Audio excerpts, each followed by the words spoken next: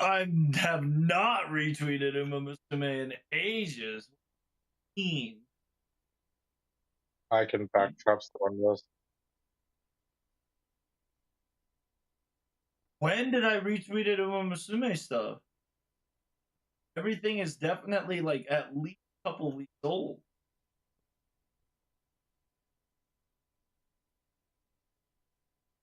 Like I've been retweeting FGO stuff, some memes. Welcome to the family, son.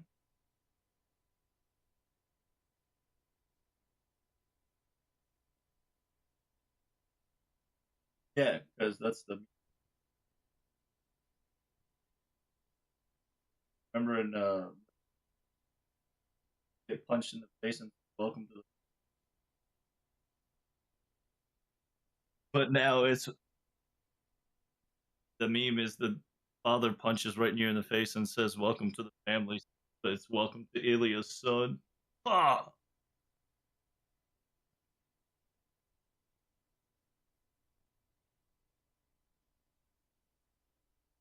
I do see Chops posting a lot of Huyan art. Goddamn right I am. I see good art, they get retweeted. Simple as that. Here, I'll retweet Uma Musume just because you said it. It sounds like you're asking, you know?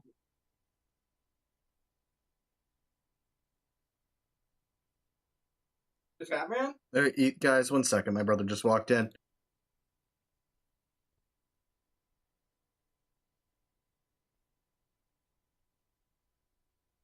Hell yeah. 1 second. Alrighty, there we go. Sorry about that, guys.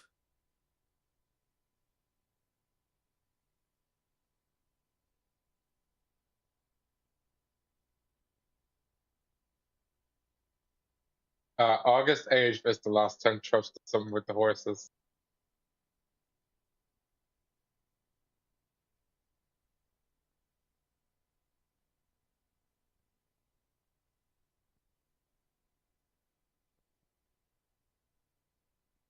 Oh. Well, then I'd probably.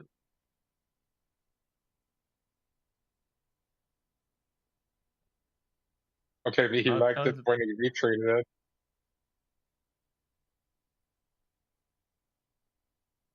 Yeah. I got what? Huyan, Habanyan, and Passion Lip Interaction, FGO, FGO, FGO, FGO, Panty and Stalking, FGO, FGO, FGO,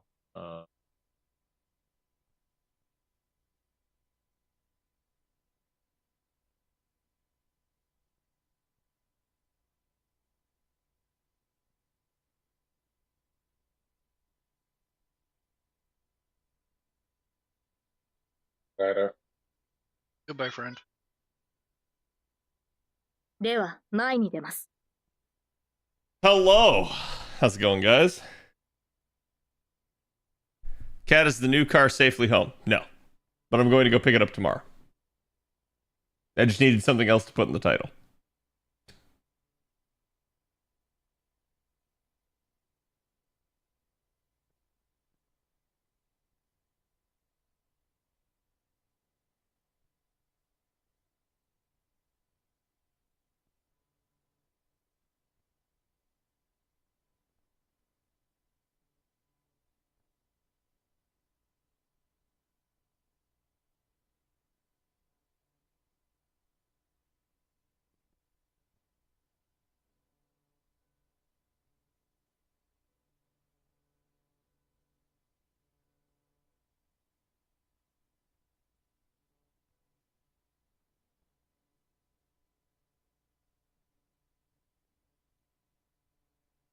Chad, I love when artists like get popular drawing an IP, then basically forsake the IP entirely, start posting political shit, and then expect that I'm gonna like keep following them.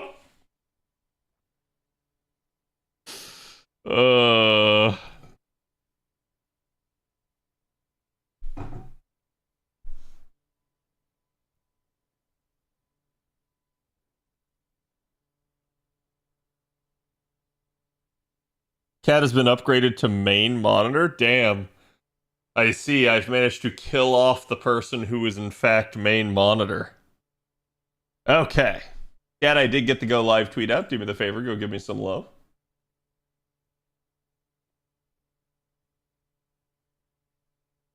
Yeah, one of the reasons I kind of take it seriously, because like people can have their own political opinions and stuff, right? But like literally people that I follow will end up on like you guys' timelines and stuff. So there's a point where I have to go like, hey, wait a minute. That being said, I definitely follow artists that draw some risque stuff. So perhaps I am being too persnickety.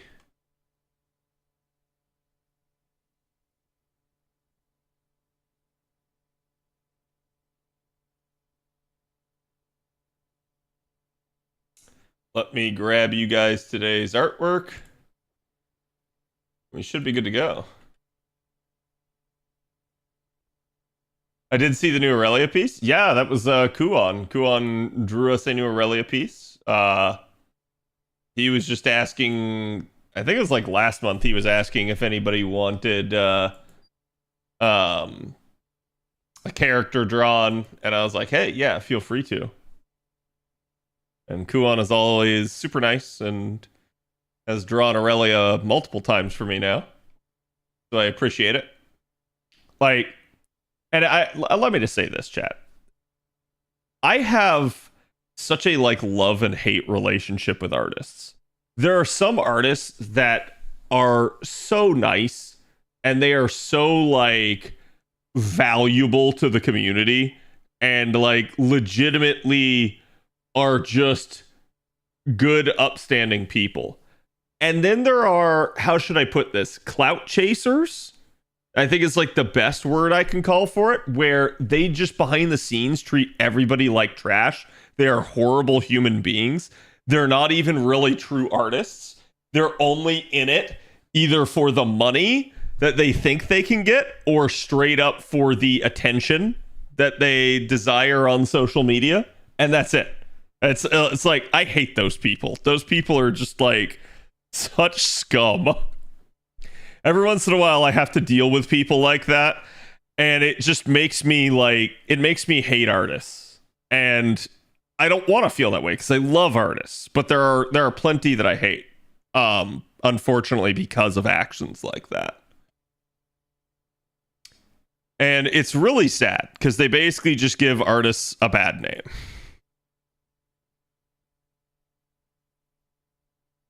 I've had COVID all this week, so I've missed things. We're really expecting an Ordeal Call fight next week. What do you mean? Because no, we were not. But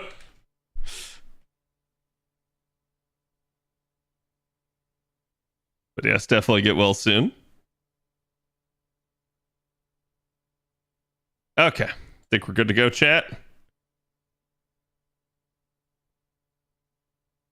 That art piece? Yeah, that's a very nice. Oh, apparently my black box is still up. Apparently that is a piece that oh god, why can't I think of his name all of a sudden?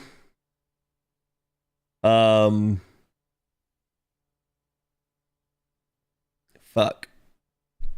Let's cheat.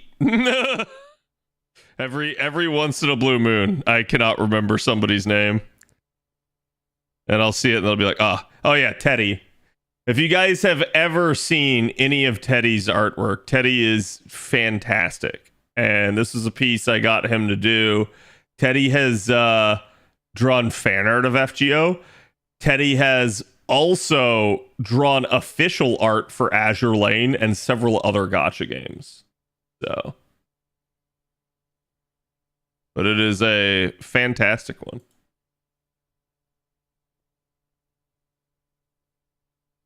I can at least respect the grind of artists who have always been about the money, even from the very beginning. I can to a degree, but hear me out, chat.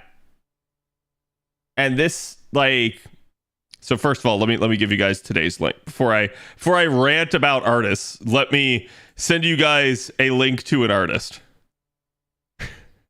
Here is today's artwork. Go give the artist some love. Teddy Pocky? Yeah, Teddy. Teddy Pocky is amazing.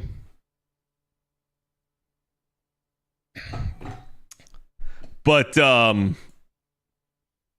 yeah, like when it comes to artists, I think the number one thing that I don't understand is why so many of them are obsessed with social media to like such an insane degree. And what do I mean by this? Naturally, like if you want to be a content creator, okay, and I'm going to include artists in that same wide umbrella.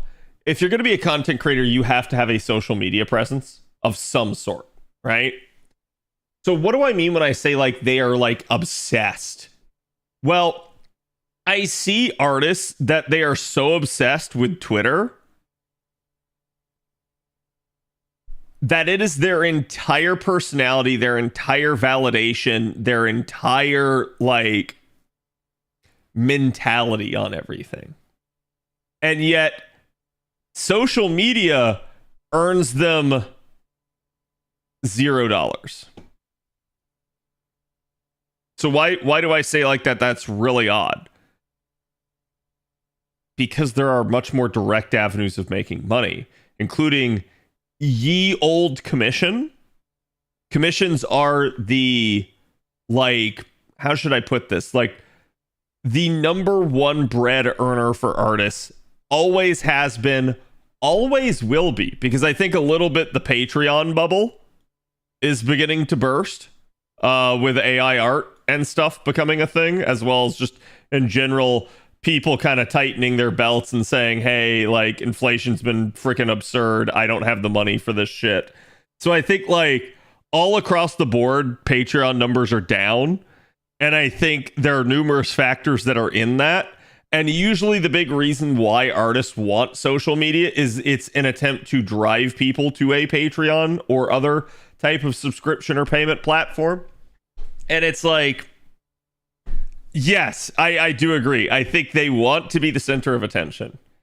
And I'm going to say again, like, you need to have a social media presence. But I will see artists that will absolutely hamstring themselves at the expense of it. So, for instance, chat, there will be artists that I will work with that they will either just not take my commission in the first place. Well, I say work with. In that case, I wouldn't be working with them. They will either just not take it in the first place, or they will just straight up say, hey, I can do it, but either I have a long wait list because I'm spending way too much time on other things like social media, or they will simply just take forever on your commission because they're too busy with social media. So it'll be like one of those number of things. And like to a degree, it's fine. I don't mind as long as the artist is like getting the work done. But there is also a point where you just sit there and you go like, wow, I am not the priority. I am an afterthought.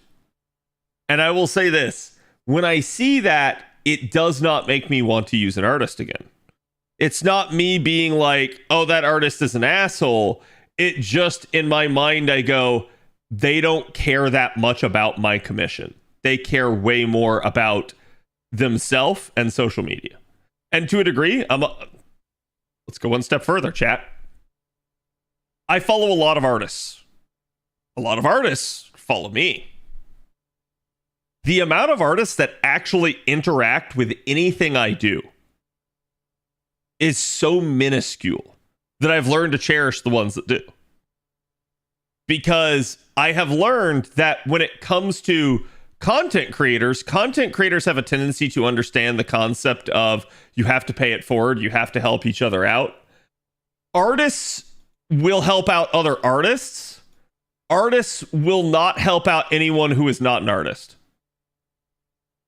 And I will go to an extreme degree, and I will say that this is 99% of all artists that you see on social media. 99% of artists that you see on social media will not like, retweet, or interact with anything that is not from another artist or somebody bigger than them. I have seen that happen where like an artist that never interacts with anybody else suddenly starts like trying to get the attention of like a bigger content creator or a bigger artist. And that always makes me laugh because it's like so obvious what they're doing.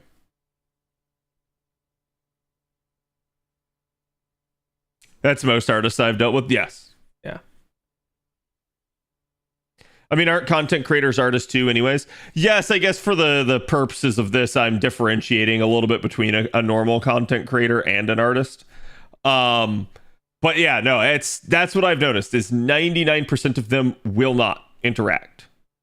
And that I think is upsetting to me because I watch artists bitch, moan, and whine on social media about their follower counts. I watch them bitch, moan, and whine about the performance of their tweets. I watch them bitch, moan, and whine about getting shadow banned. I watch them bitch, moan, and whine about having to create a new account and start their following all over again because of that stuff. And it's like, while I get it, I also think like, oh no, it's all good. Sorry about that. The Nightbot just kills anything that's a link. Yeah. But like, I've noticed that this is just an issue. It's like, they will sit there and they will complain about every like grievance on social media, but they will never help anybody out on social media. And it salts me to such a degree. That's really all it is. Like, but again, there are some good artists. There are some people that actually like try. They're also just normal human beings. They interact with other people. But there are also artists where it's like, God, they just don't. And they are just like absolutely looking out only for numero uno. And the reason why I say this and why I think it's important, I don't believe those artists are usually worthy of attention. Most of the time, the most self-serving artists have a tendency to not actually be that good at their art. I have noticed that. Like, and what do I mean by that? Do I mean like they're a bad artist? No. In fact, some of them are very talented at their craft to a degree. They're just not like the best artist out there. The best artists, the most talented artists that I see are usually the ones that are actually like super nice and chill. And I don't know if that's because they have confidence due to their capability, but I'm also going to say what I'm considering to be a like top end artist is probably not what the rest of chat would necessarily think of, because I think most people are very easily pleased by art. Like, for instance, chat, if you saw this, you would just immediately be like, wow, that's amazing. Why? Because of that right there. And to a degree, I am too, right? But I could also look at the quality of the artwork, like the sheer detail put into the smaller things. Like, guys, this character is wearing glasses. They didn't need to also add hairpins, but they did. Right? And then same thing when it comes to like the actual finer points on like the coloring and the shading and the lighting and things like that. Little stuff does matter. And I noticed some stuff like that. And the most like technically talented artists and like their art style is just like the most beautiful thing that I've ever seen, or they're like the most creative person I've ever seen. They have a tendency not to be the asshole. I have noticed that. It's like basically if you're naturally talented, and I say naturally talented, I don't even think it's that to a degree, because I think all of those artists work really hard at what they do. But I think like they have a tendency to actually be like really, really nice, unless they like get an ego. Because I think where a lot of the ego comes from is social media. I think a lot of people just go like, oh, I have a big following, therefore I'm a big shot. And it's like, I don't know, chat. I'm somebody that, like, as a content creator, I basically have never changed how I act, never changed how I treat people. I treat people the exact same way I would in real life. I don't try to, like, hide anything other than maybe my personal info, because doxing is a thing, and I just would rather not get more stalkers than I have had in the past. But like realistically speaking, I don't put too much stock in myself being like super important. And it's really funny because I've had people accuse me of that before. I've had people say like, "Oh, he's got like a super big ego. He thinks so highly of himself." But I really don't. I think maybe the only way in which I could be argued to is that I will oftentimes use myself in a little bit of a like logic game. I will use myself as the standpoint of, like, I'll say, if this is how somebody is treating me, this is how they will treat like everybody else in my community, and vice versa. So for instance, I've had to like kick people off the Discord because they are like talking back, being super rude, being completely like confrontational and argumentative with me. Because, you know, if you're going to do that to me, you have no fear. You will do that to the mods. You will do that to every other member of this community. You will treat them the exact same way you just treated me, if not worse. So I realize it's like, at that point, that's the point where I will maybe hold myself up. But otherwise, I usually just treat myself as like one of you guys. And I really don't like try to think that I'm smarter than most people, that I'm like somehow like a genius, or like doing something that nobody else can do. I think anything that I'm doing is usually a factor of like my persistence, my like my learned knowledge over the years that I have kept, and that's really all it is. But I the reason why I bring all this up, and the reason why I say this, is because like I have been somebody that has been at the top of the FGO directory. I have been somebody that has been one of the game's biggest content creators at certain points. And then I have also, like right now, I would argue I'm not. I would argue that I'm almost like an also ran, or somebody that's like not even that important anymore. And the reason why I'm pointing that out is because that does not, it like at no point did I really change how I acted to people. At no point did I really say like, oh yeah, I'm Mr. Big Shot. I'm everybody has to listen to me. I know better than everybody else. Usually if I'm advising people, I try to tell you, A, it's my opinion. B, if I'm coming at it from a logic standpoint, I'm coming at it from more of a like fairness and like generalistic viewpoint, rather than like coming at it from like, this is my opinion and it's right and how dare you not agree with me type deal.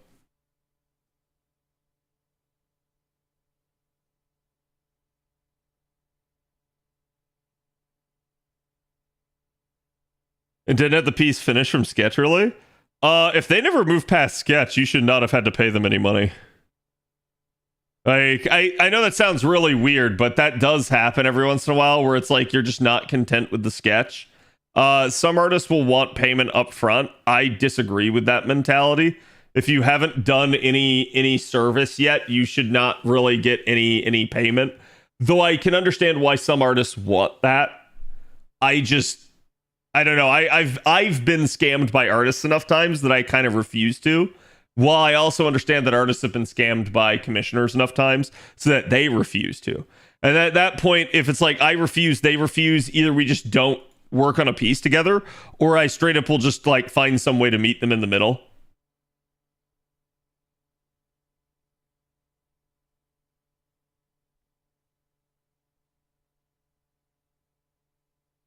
They wanted half. Yeah. Usually I do usually I either do all at the end. And that's honestly, most of my artists do this now because they know I'm good for it. Versus like sometimes I'll do half and half. And where I do half and half is at the end with the completed product, half is on sketch acceptance. I will never pay before sketch. Because every time I have ever done that, it has backfired. And so I'm now at the point, I think this literally happened to me with an artist a couple months back. They did a piece. I basically decided, you know what? They have a social media presence. They wanted payment up front. I said, whatever, I'll pay them up front. After that, I kind of vowed never again. Because I'm still like basically waiting on them to do something.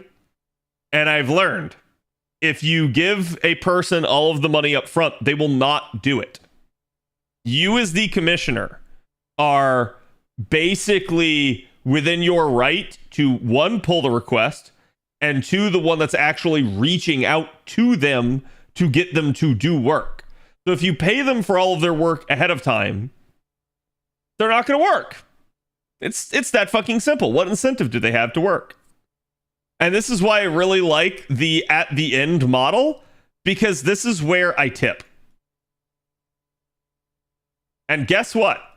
If you kick the can down the road, if you didn't work on the piece, if you dragged your feet, if you didn't do what I wanted you to do, if you were combative, if you were just a general pain in the ass to deal with, that tip might be none. Usually I tip very good, but I have straight up just stiffed people that I felt like they were not worth it. I'm very, very much an attitude guy in that sense. If I feel like somebody is treating me like I don't matter, like I'm trash, or like I'm generally an annoyance, I just don't tip them. It's that simple. Are you saving Sancreds for Tiamat banner? I'm definitely, at this point, chat, I think I'm definitely waiting for the third banner. I want to see what the like performance is, and then I'll evaluate whether or not I wish to roll. Shiki's tempting. That much I will say. And so I'm like, I've been kind of like half and half debating, but I think it's literally better to just wait. I think you matter. I see. Thank you. Have you ever not tipped at a restaurant? Only twice ever in my entire life. One time was when I was a teenager. The service that we received was so fucking terrible. We got our food after an hour and a half. The food that we got was barely even warm. Like it was, you could tell it had been sitting under a heat lamp for a long time. And it basically had gotten to the point that it was like just cold at that point. And the waiter just assumed that like I assume he thought it's like, oh, it's a bunch of kids, they're not going to tip. And so we didn't. It was that simple. It's like he actually would have gotten a tip because one of my friends was rich as shit. So he would have definitely gotten a tip from us. But yeah, I just was like, nope. We all pretty much came to the agreement. We're all like, no, none of us are gonna tip him.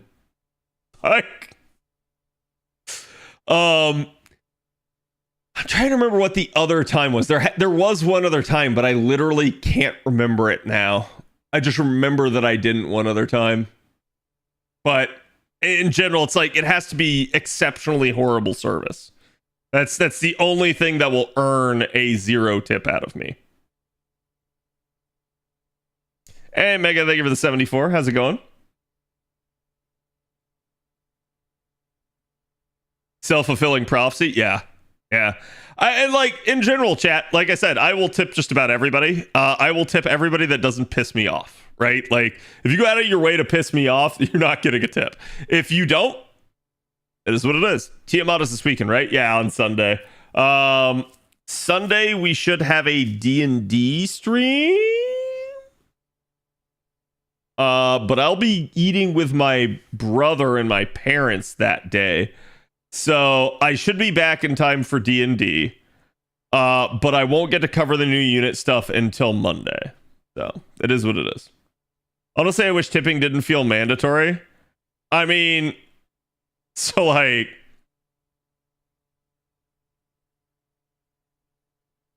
all right, Chad, I'll just go ahead and say it. I took my car in to get detailed today. Chat, how much do you think it cost?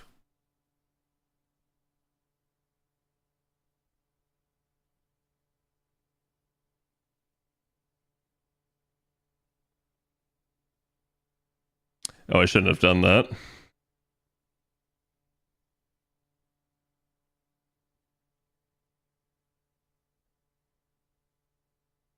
$6,000? Jesus. What? So far AFK was the closest. It was about $320.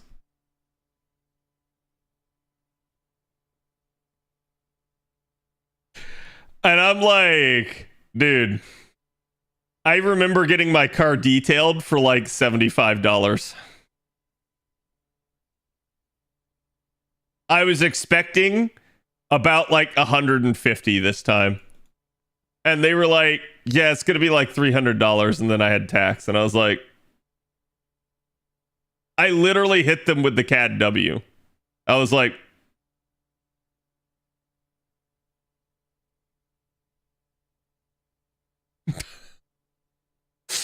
I'm like, what do you mean $300? Same shitty dealer or new one? No, this is a car wash. But I went to get the car detailed so that it'd look really nice on the trade-in, so hopefully I can get more money. That may or may not have been worth. That may have just been a complete, like, total wash on my sense. But I just figured, hey, if it gets me any more money, it was worth. If not, then it is what it is. Still waiting for developer diary video? What do you mean? Like from Mr. 2? I don't think we've gotten one. I remember when movies were a nickel. Jesus. For that price, you could have put a shop vac and shampoo and done it yourself. That's true, but I literally did not have time. So in that regard, like, they honestly, dead serious, they did a really good job. I had some like stains in the car. They got rid of like everything. Other than there's like a slight stain still under where like the floor mat would go in my car. So I was just like, yeah, I mean, like they did a really good job. That's going to be covered by the floor mat. I'm not even sure someone will see it. So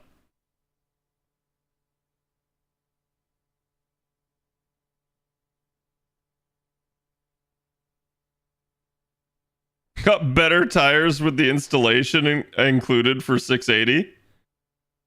Wait, but you paid $30 more. I mean, I hope they were $30 worth of better tires.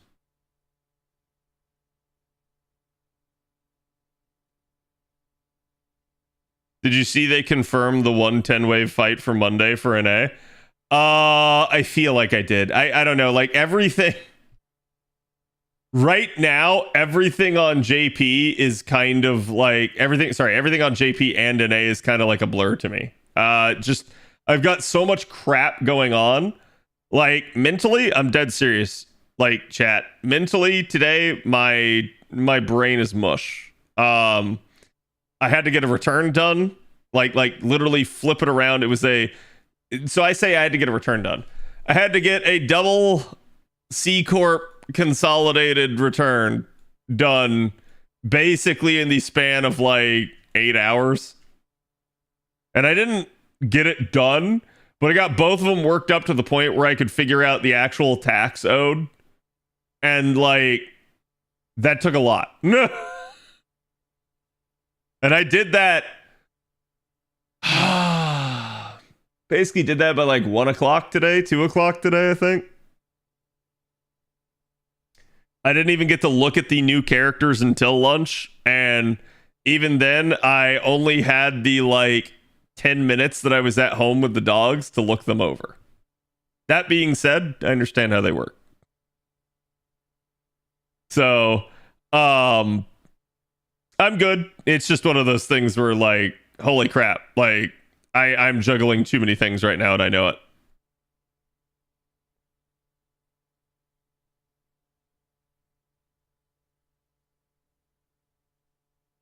Social Singularity Quest is coming on Monday and it seems to be coming with all the quality of life updates they have on JP. Why do you say that?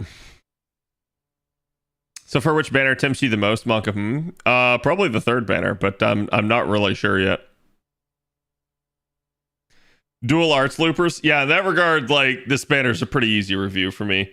Unfortunately, we have basically Ptolemy again. When the info goes right out of your head the second you read it. I'm not at that point yet, but I definitely need to like read through the skills again one more time just to refresh myself. But like I did look through it all already. I do like know how they work basically on a base level, so it shouldn't be a problem.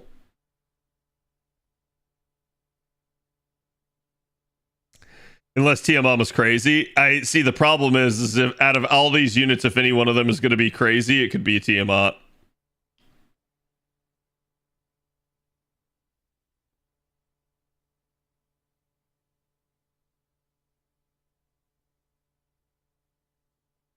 You're using the comp you already had with a click. Oh, interesting. Okay. More anti-solemn defense though, Madge. Yeah, I think the devs are slowly trying to worm their way into the game with that. They're taking it really slow so that people don't complain. But I think they realize that they've created themselves a little bit of a problem with solemn defense. And that's that the way they implemented solemn defense, like solemn defense in and of itself is not a problem, but the way they implemented it basically boiled down to now they kind of can't do anything to it without it messing up every other type of defensive capability. So they, I think, have sat there and said, as much as we don't like, as much as we know that like the players don't want this, we need to probably like sit down, do something about it so that we can start like breaking open challenge scenarios again. That being said, I don't really care. I don't think the game needs like super challenge mode for everybody. And I think if they want that, that's how they like they get it with like alternate modes and things like that. Like, you know, chats like the community has been asking for like hard modes of fights for a long time. That is more what they should be doing and less like, oh, let's nerf solemn defense. Because to me, it kind of flies in the face of the entire premise of solemn defense. So that chat understands. You have evasion, you have invincibility, and you have solemn defense. Well, this was always considered to be the lowest. This was always considered to be the like highest until solemn defense came out. And then solemn defense was basically the response to invincibility being pierceable. So if solemn defense is pierceable, what the fuck is the point of it?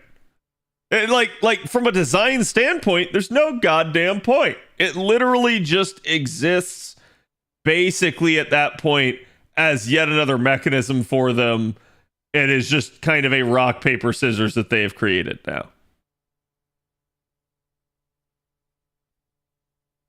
On the bright side, solemn defense pierce doesn't pierce evade. Yes, and that actually does help out evade in that regard. But then it's kind of stupid if you think about it. Because it's like, oh, I have solemn defense pierce. Okay. I dodge. Like, and there are numerous units in the game that just dodge like crazy. So it's like, I guess the point that I'm trying to make here is the devs are probably thinking by piercing solemn defense that this is going to make like more capabilities for challenges open up for them and that it will break the meta. It will not. It will not break the meta at all. The game has way too many strong units. The game has way too many high octane loopers, critters, you name it. It's not going to make a dent at all. So then what's it going to do? Well, I'll tell you flat out what it's going to do. It's going to piss off casual players is what it's going to do. It's that simple.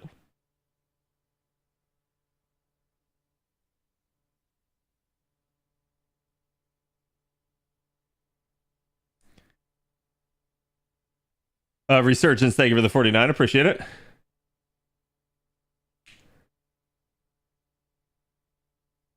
If they spam solemn defense pierce in the finale, watch Lip become super meta for it. One, basically no, because if it's an actual spam move, then it's still gonna fuck with Lip. Two, they really can't do something like that because basically you're requiring then people to have this one unit from Summer. So they would fuck themselves. And frankly speaking, we all know it. everybody's going to be rolling their grands, and the grands all have built-in counters to stuff. So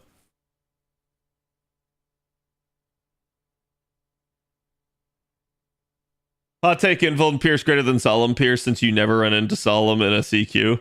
Yeah, and I think that may also be like their idea behind it a little bit, is that like, hey, now they can throw up like proper meta supports in a like challenge environment.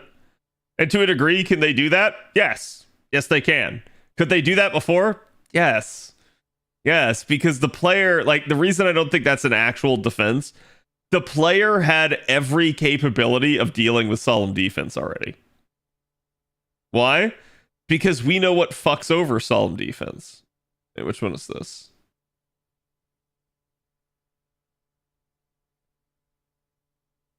Not the Dragon Reverse Scale Day.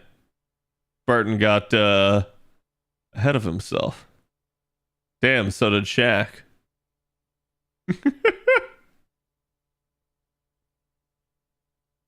There we go.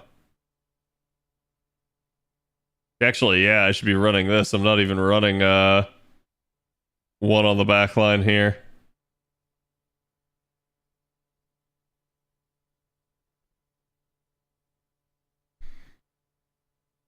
Also, Castoria enemy won't have overcharge. I mean, they could build that into a challenge. Like, I'm not going to say they couldn't do that. But chat, if the enemy started throwing solemn defense at you perpetually, what would you do?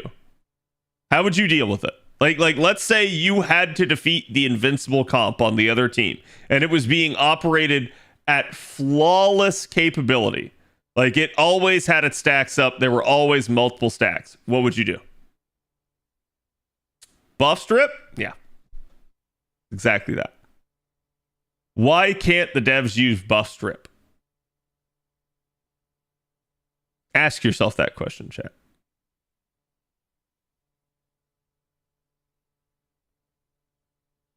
Quit the game.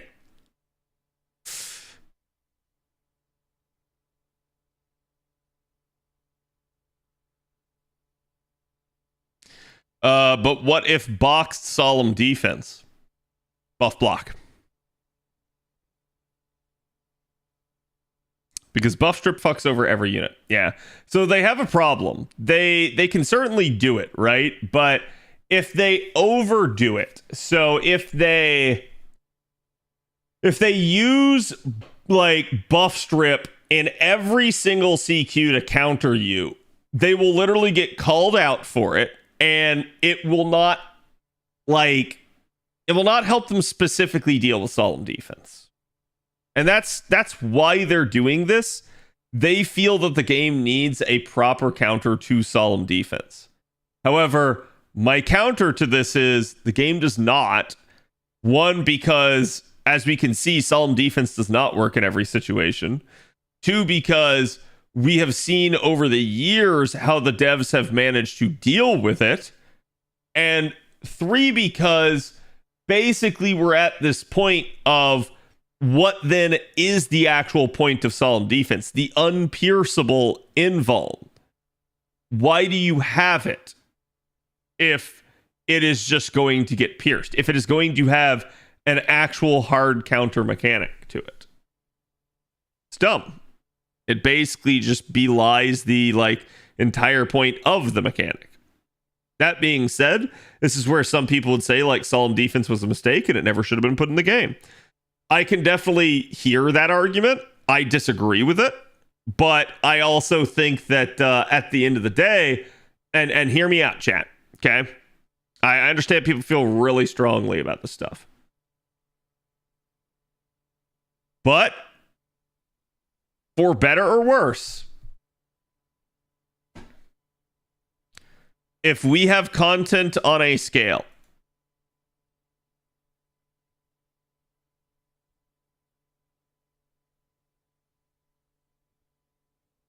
and you are a game designer, where should the majority of your content be?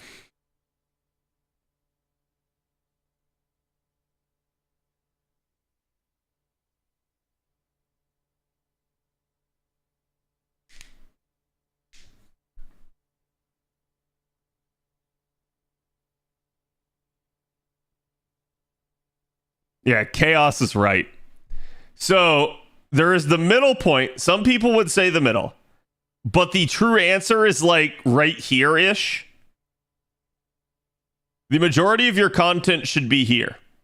It should not be the direct middle point. It should be slightly easier than medium. Why? Well, the vast majority of your players are going to fall on what side of this line? And therein lies your answer.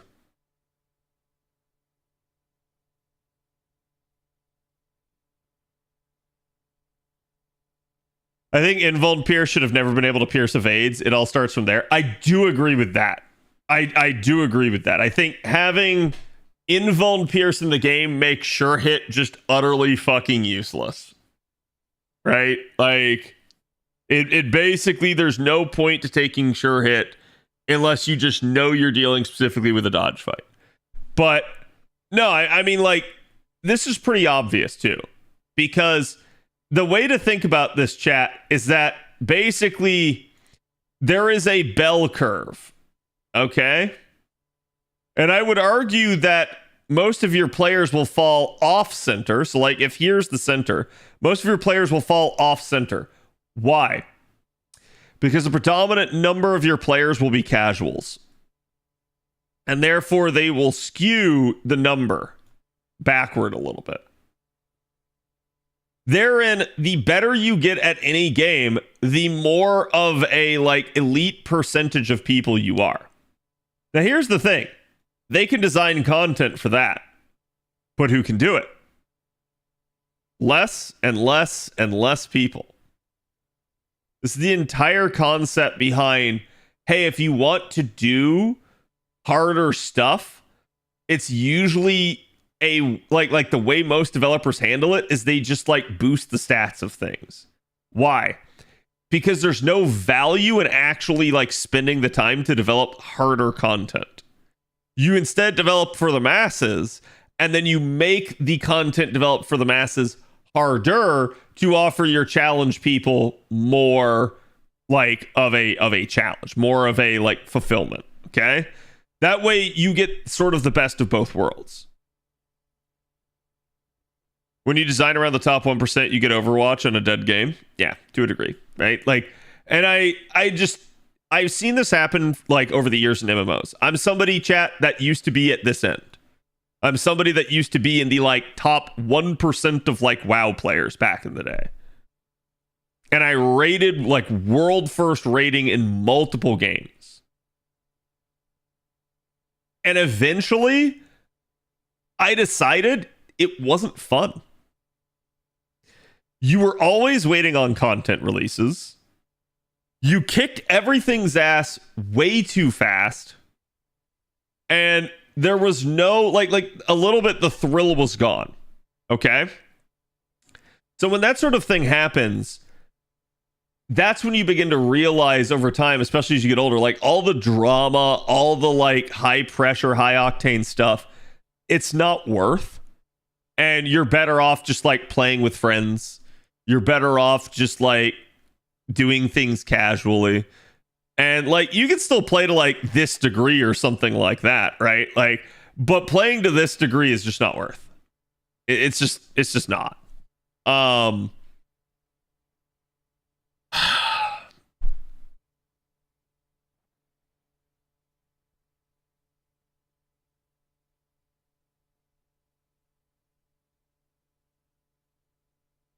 My issues of Solemn Defense is that for the longest time it was a mechanic exclusive to only one limited unit.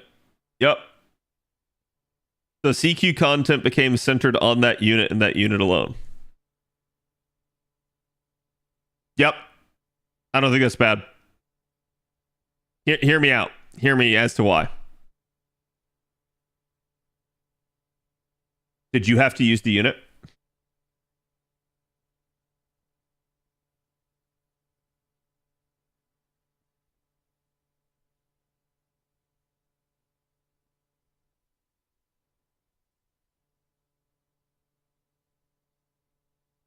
And let me hammer this point home. Chat, why do min turners practically split out.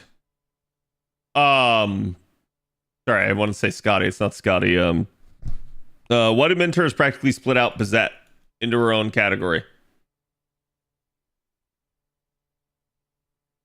Because she is capable of doing something that no other unit in the game can do.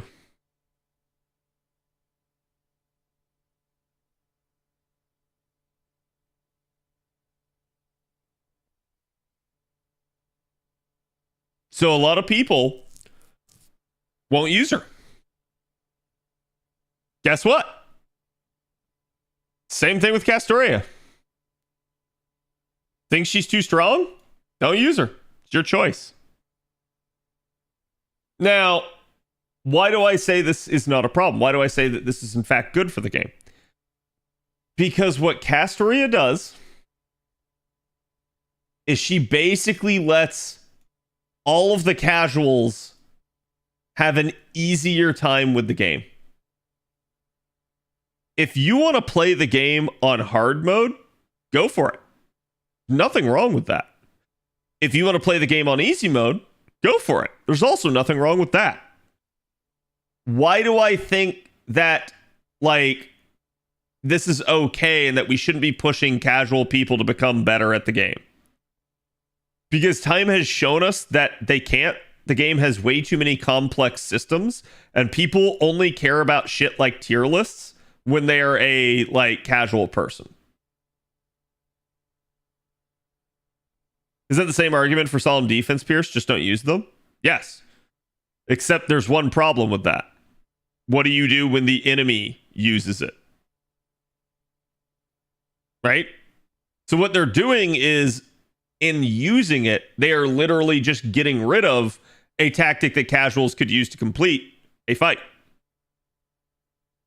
So that's why it matters. That's why you will hear me argue against it.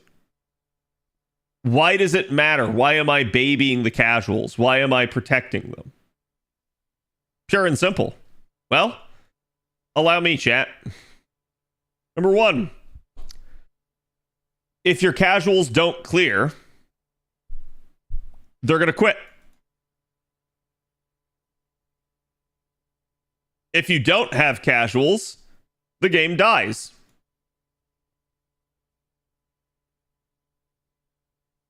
Similarly,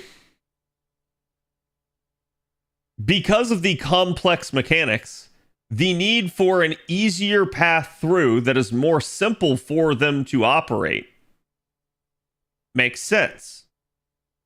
So you basically need this if you want player retention and you want essentially, like, your player base to actually, like, catch up, complete story, and get through challenges.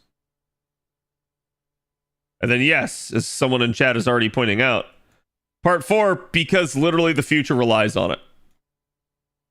Chat, I'm going to be honest with you guys right now. I'm going to take the most extreme stance I've probably ever taken on this channel. I do not give a fuck about the difficulty of this game. I want every single person to clear Ordeal Call 4. Why? Because I like this game, and I want this game to go on. That's selfish of me, but it's the truth. That is the most extreme stance I've ever taken. So you can argue till you're blue in the face about the game should be more difficult. Castoria was a mistake. They never should have done these things. I completely fucking disagree, and we will never see eye to eye because of this.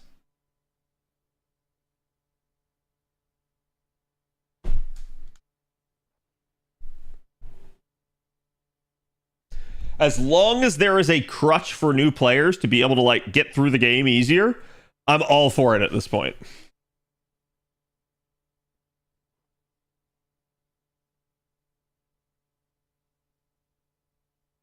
You do the same thing with solemn defense, Pierce, as you do with solemn defense, remove it or nullify it. The answer to both are directly the same. What if you can't?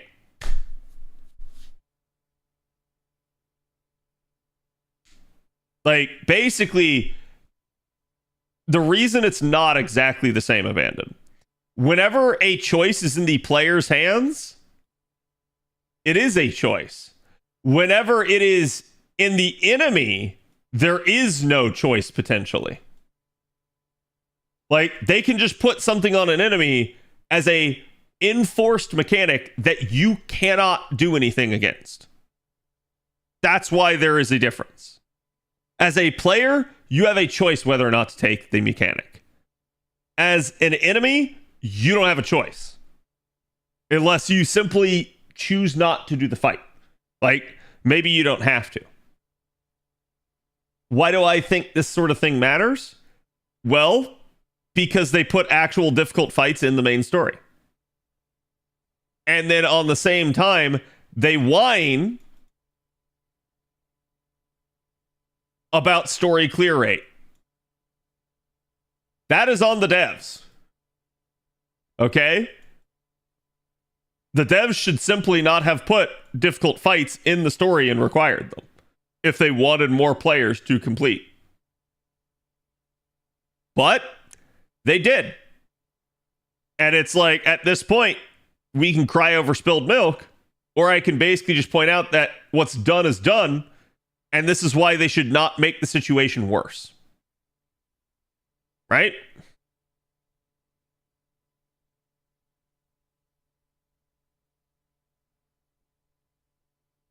Like, I'm also going to say this, chat. Let me be brutally honest. If you play FGO for the challenge, you're playing the wrong game. Because this game has had years worth of points where there was none. And I'm dead serious on that. Most challenge content creators have quit FGO. They have moved on to other games. Those that still remain don't make challenge content really anymore. They spam out other content because the game has content issues in general. And I'm not saying this to like denigrate challenge content creators. I'm saying this is the nature of FGO.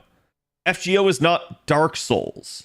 FGO is not like, God, what's the bullet hell from back in the day, chat? God, that I can't friggin' remember its name right now.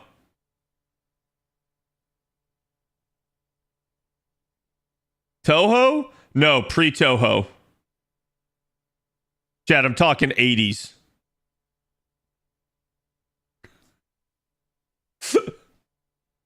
Talking 80s, early 90s, somewhere in there.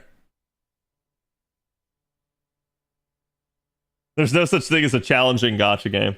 I wouldn't agree with that, but only because some gacha games, the only way to make them not challenging, basically, is to actually whale. But it depends, right?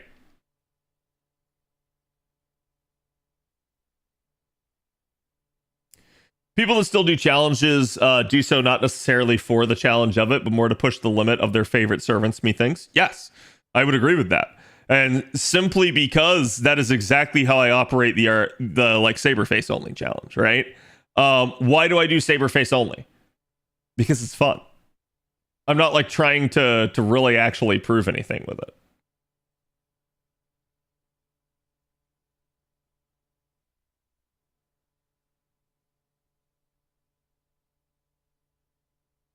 Be more Pacific?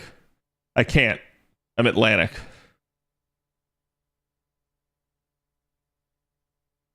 Genshin has a whale hard mode that even whales struggle with. I mean, news to me. But, like, I guess the entire point that I'm trying to make with this is simply that there are games that you can play for challenge. And then there are self-created challenges.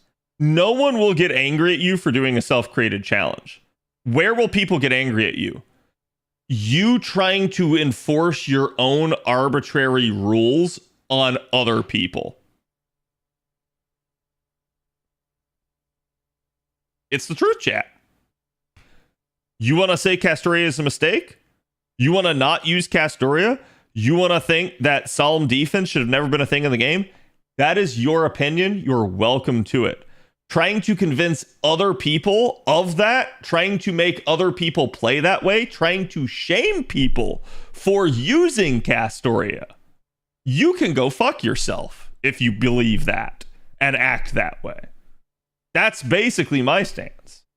It's like people are welcome to their opinions, but when you try to actually like turn the player base against it, that's where I have a problem. And why do I say this? This is a little bit of a nerve with me, chat. I have seen people try to turn people against Castoria over the years, and it pisses me the fuck off as somebody who likes Castoria. It's gatekeeping pure and simple. It absolutely is. And that's why I'm here to gatekeep the gatekeepers. If you're going to be toxic to the rest of the community, I will be toxic to you.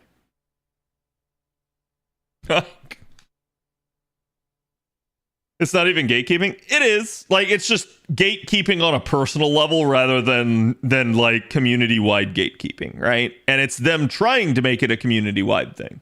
Like a Nuzlocke? Yes, exactly like a Nuzlocke. Nuzlocks are a perfect example. Doing Nuzlocks in FGO can be fun. People love doing them. People will stream themselves doing them. They will record themselves doing it and upload it to YouTube. And that's great. Expecting everybody to do a Nuzlocke is the epitome of smooth brain mentality. And to be fair, I have never met a Nuzlocke player that expects other people to play that way. However, that is not true of what I will just call the generalistic challenge community.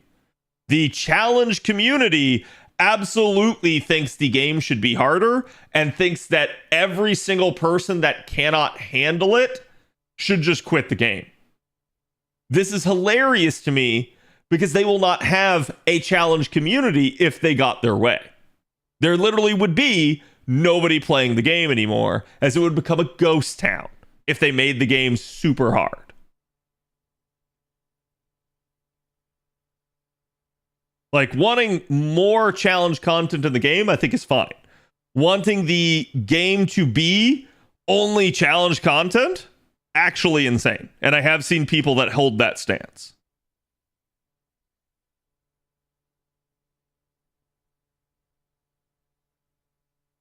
Now, that being said, do I think the devs are trying to break up the Castoria meta a little bit? Yes, I do. Do I think that's good for the game for them to do so? No, I don't. I think that's short-sightedness on behalf of the devs. And why do I say this? Well, chat, experience has taught me that I have a tendency to have a longer design vision than the developers of the game do. I have predicted numerous problems before they happened. I have straight up said the devs should not do things and watched as the devs eventually reversed their course. Why? Because at this point, I'm relatively in tune with the overall player base. I know how it ebbs and flows. I know generally what makes it tick. And I know basically when something is going to backfire on them. Obviously, because it's an Arturia phase. Yeah. Chat. If you attack one of my favorite units, I'm allowed to be biased. Is what it is. That being said, I in general don't think that it's a good idea for them to do anything that nerfs Castoria at all.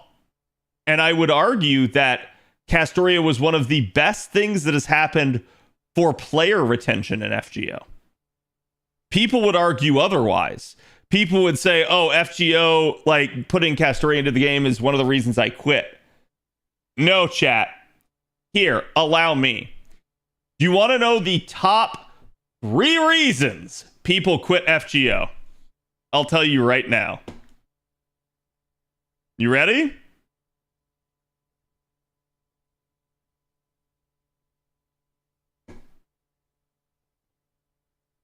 Obvious. Okay? Gotcha system and its problems in general. Couldn't roll a unit, had to go to pity, various. Okay? Lost an account. Lost an account's not why you quit. That is the game quitting for you. Once you have lost your account, you don't have the option of quitting anymore. You have the option of going back. So I'm not going to include that bit.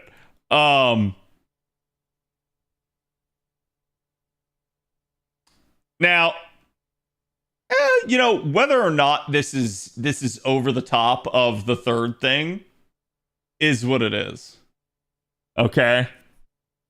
But literally, other gotcha games? No. Let me be clear here, chat. Nobody quits FGO because of another gotcha game. And I want you to think about this. For you to quit a game and go play another game, you already did not like the first game. Correct? You were bored with it. You were done with it. You didn't like it. That's basically it. So, other games can prove themselves to be better, but it is what it is. I agree. Yeah. Got bored? Oh yeah. Oh yeah. I know several whales that have quit FGO because they're done. What do I mean by they're done? They have beaten literally everything in the game. They have rolled every single character. They have 999'd every single character. They are done. There is nothing they have to do. So I know people like that. That is the extreme minority, though. Okay. But yeah, I'm not going to say that is like an actual like common thing that happens. But no. So gotcha's number 1. Nobody's gotten number 2 yet. Glacial content release? You're close.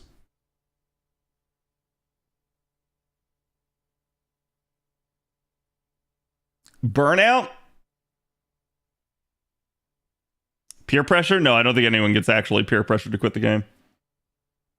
No end game? That is an end game. Life? Oh, life's a good one. I didn't consider that. Life probably is an actual reason.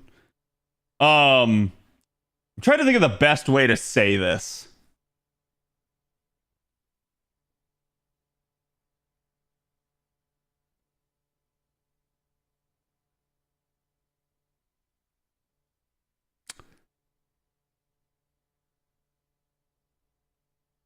And able to progress story. No, but also close. What is the best word I can use to describe this?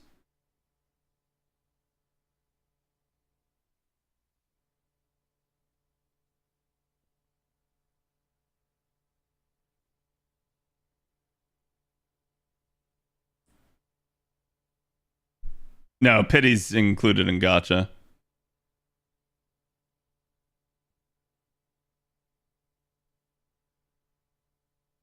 I think I have to go with 2 words here.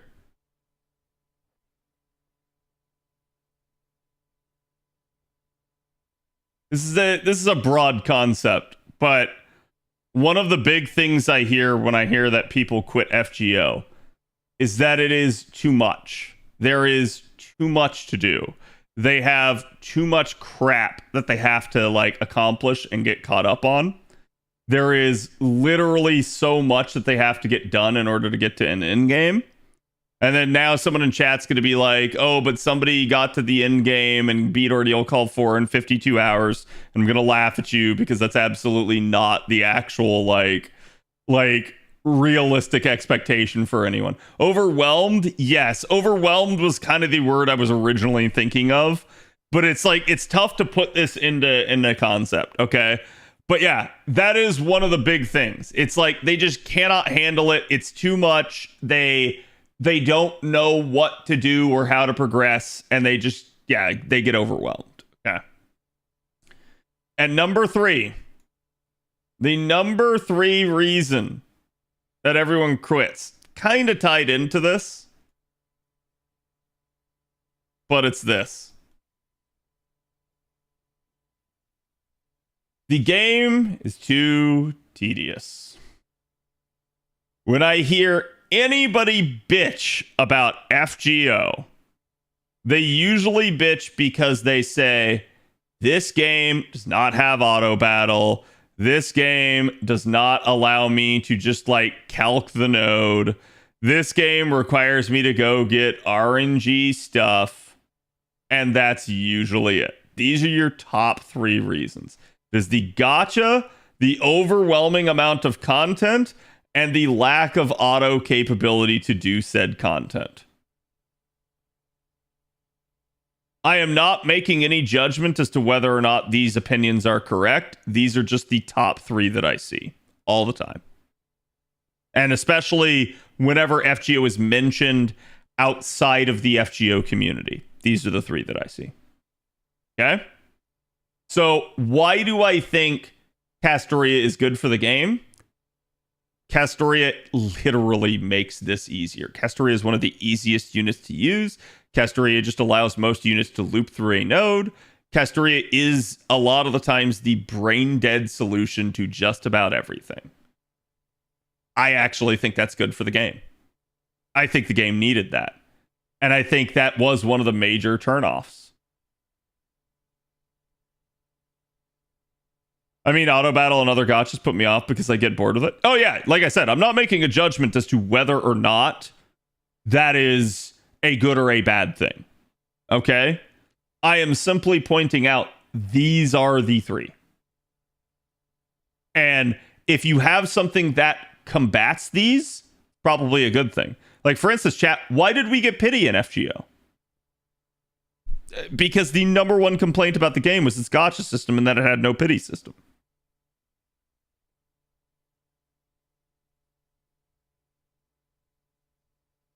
And that's really all it is. And when I look at the amount of people that also, and I know you're out there, but the amount of people that also bought the game, it's literally one of these 2 is why. Okay? So that's why I'm just going to reiterate. Oh my God, this unit is too strong. Oh my God, this unit is too good. I actually don't think that's the case. Chat. Hey, have you guys heard me like speak negatively about like the gameplay impact of Melisson and how like she needs to be balanced because it's actually costing the developers money? Couldn't be me, couldn't be this channel, right? To throw her a bone, she is really good as well for this. Why? Interestingly enough, if you have a super unit, this is bad for the devs. Super units are really bad for the devs. They just don't realize it. They're stupid. They get greedy, they get dollar signs in their eyes, and they go, oh my God, this unit is so popular. We love this unit. We're going to keep emphasizing this unit. And they don't realize the entire time that every single time they do that, they shoot themselves in the foot again. Because when you have a super unit, people just roll the super unit. Why is that good? Well, that means you have to gacha less. That means you have a one-size-fits-all solution, which really cuts down on having too much to do. So it's you literally are reducing the gacha aspect, the tedious aspect, and the too much to do aspect all in one fell swoop. And chat, that is why so many people build a super unit. They will go get a Melisson NP5 rather than rolling 5 different Lancers. Right? Tell me I'm wrong. Tell me I'm wrong. This is 100% people's mentality when they do these things. Besides the obvious, I really like the character, I want to NP5 them.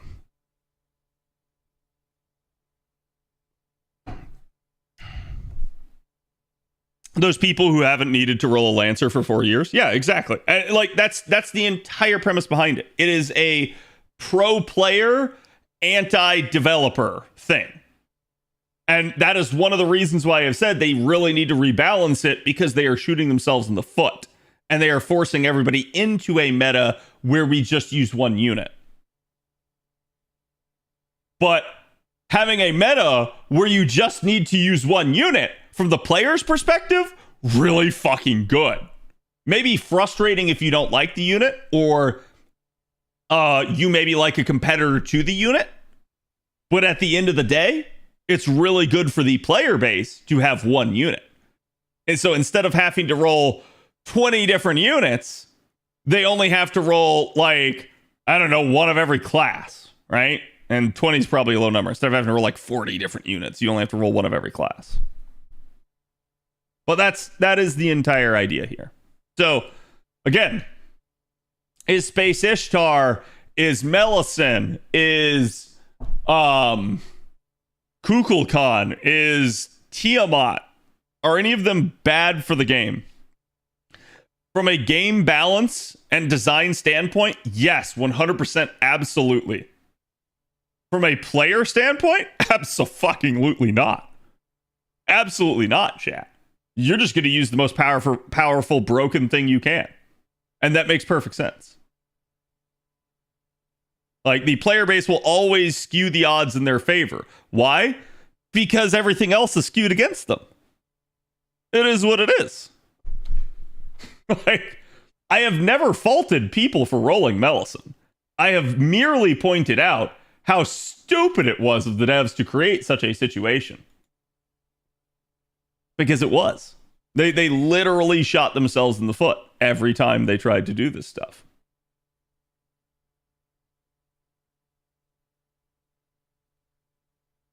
Came out a bit confrontational. Wasn't my intention. No, it's not good, dude.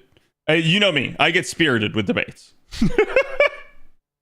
I'm not going to sit here and hold stuff against you unless you're just like acting like a total dumbass in chat constantly. Because disagreements happen and people have very strong viewpoints on this game. And the reason why, we like this game. Especially on this channel, chat. We like this game. Other channels, maybe not. But this channel, we like this game. I've had the hyper unit mentality since around Spishtar. Oh yeah. It's been on my mind since even before Spishtar. It's been something that I have like tried to tell people numerous times, like, this is coming, this is happening. And I'll be real with you guys, it has only gotten worse with the advent of things like 120ing your unit, right? Like, the more ways they give you to customize and make a unit strong, the stronger your super unit becomes.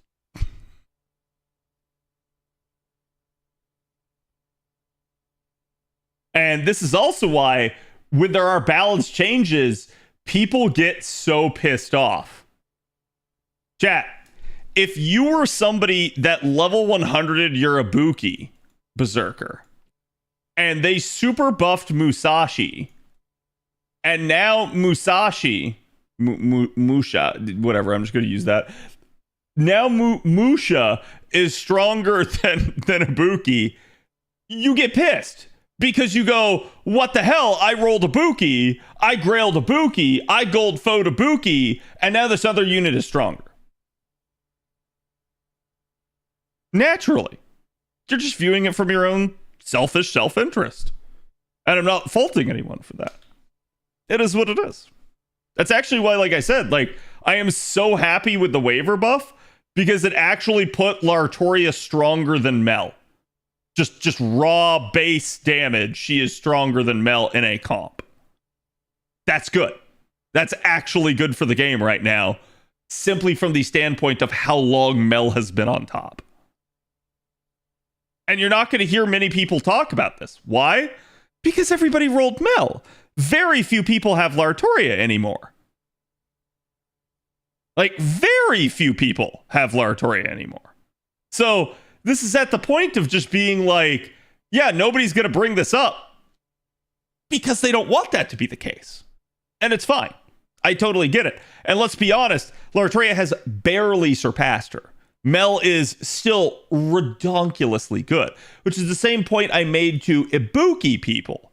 It's like, oh my god, Musashi got a buff. Who the fuck cares? Yuribuki is still really good. But I guess this has been the problem that we've had at FGO for a long time. People get really upset about like damage numbers in particular to such a degree that, like, again, I think one of the reasons I'm really happy with Lartoria being stronger is I literally can just shut up anybody that's just sitting there saying you only need to roll this one unit now. Like don't pay attention to any of these other characters, just roll this one character. You can still do that, but I can also point out, hey, that's not the strongest thing. To some people, they're fine with that. To other people, that will literally mold them because low key, they were hiding behind this character is the strongest because they were just pushing that character. That's really all it was. How do I know this? We see it with other characters. We see it way too much with other characters. I think the game balance is in a great spot right now. I think another Castoria or Oberon would ruin it. I don't think the game balance is in a good spot right now, but I think a lot of that has to do with 90++ content and the fact that the majority of units can't do it.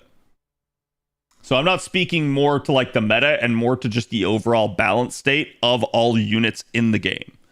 I think there are far too few units that actually can succeed at this level, and a lot of it just boils down to quite literally you having like the perfect meta setup with supports and damage Cs for something like that to work.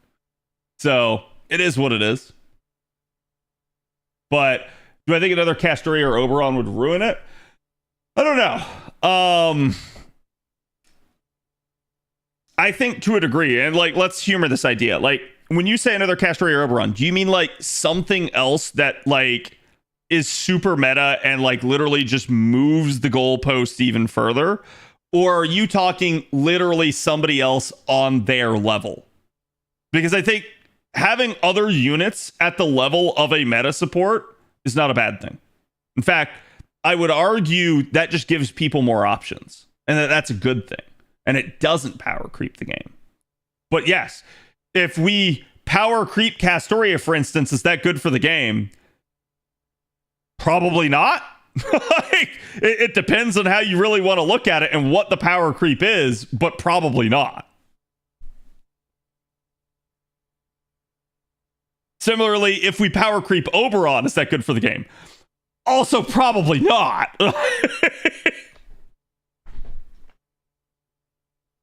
Another super unit of the power creeps. Yeah. So okay, so I agree with you on that. I don't think it's a good idea for them to power creep more than they already have. But a lot of that goes to we basically like with each meta support that's come out, we've had a jump, right?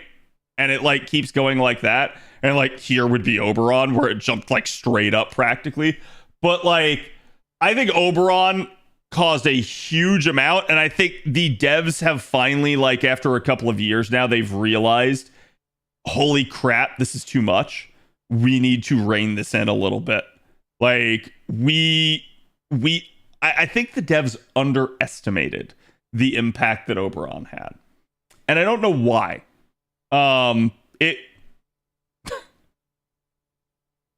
It was obvious to me from the second they said like oh, he's a 70% charger. Sorry, they didn't say.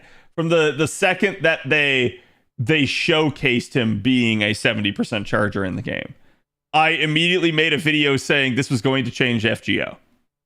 And that was before we even knew about the third skill. The third skill is such insane power creep in this game. Like, just 70% was enough to be a major game changer for most units. But the third skill is like, what are you guys smoking?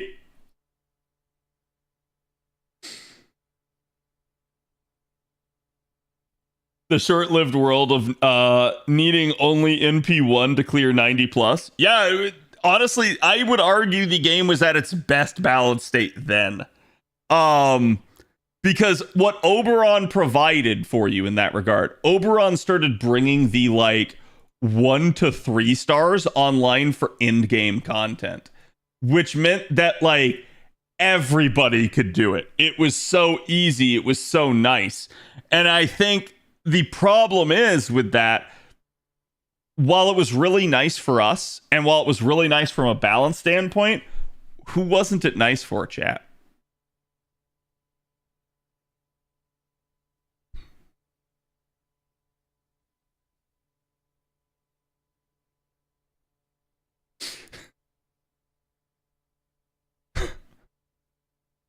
They did not make money off of everybody only needing NP1. That is the problem. That is why you have 90 plus plus. I think they didn't anticipate that, or hear me out, chat. Maybe they did, and they did it on purpose. Maybe they just were like, screw it, we're gonna shake it up. We're gonna go to 90 plus plus content. So therefore, we're gonna make Oberon a super buff. That's an interesting idea if that's the case. I just don't think that they actually did. And the reason I don't think that they actually did is because, again, like, you guys can see how much, like, buffing they're having to do just to catch certain units up. Like, chat, using Lartoria as the example again, Lartoria has surpassed Mel. After how many steroids?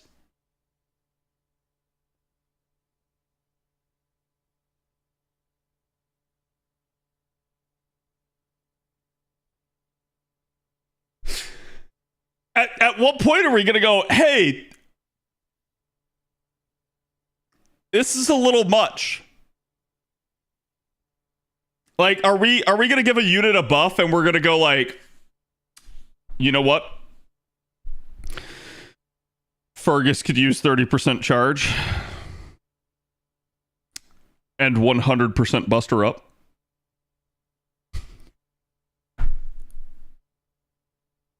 I feel like a buff like that is coming.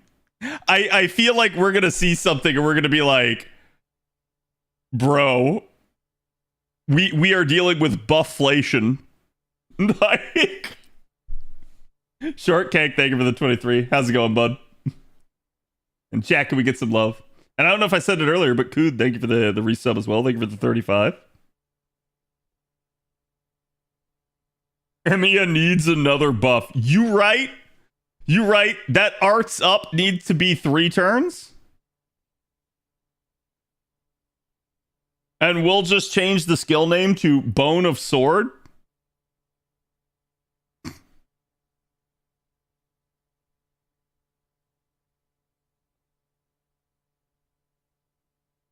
I think that works, right?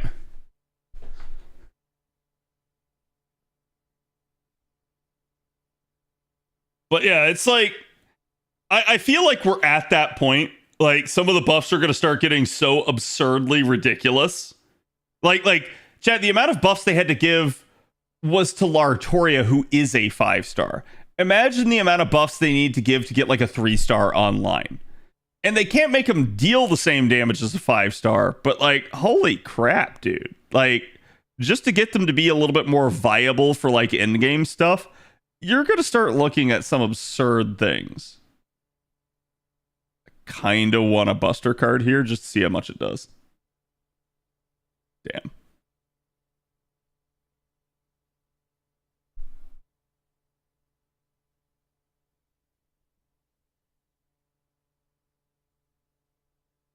Let the Emiya theme keep playing after his MP. Make it like Arcuid, where you're just locked in the reality marble. To be fair, some units are just so dog shit that buffs need to be crazy. Oh yeah, I mean, you guys know I'm usually a major proponent of like them catching up the back of the pack, them buffing units, getting them online, and like making them more viable so that everybody can enjoy it, right? But there are a handful of units in this game that I kind of just am so tired of the devs touching because the devs don't know what they're doing with the unit.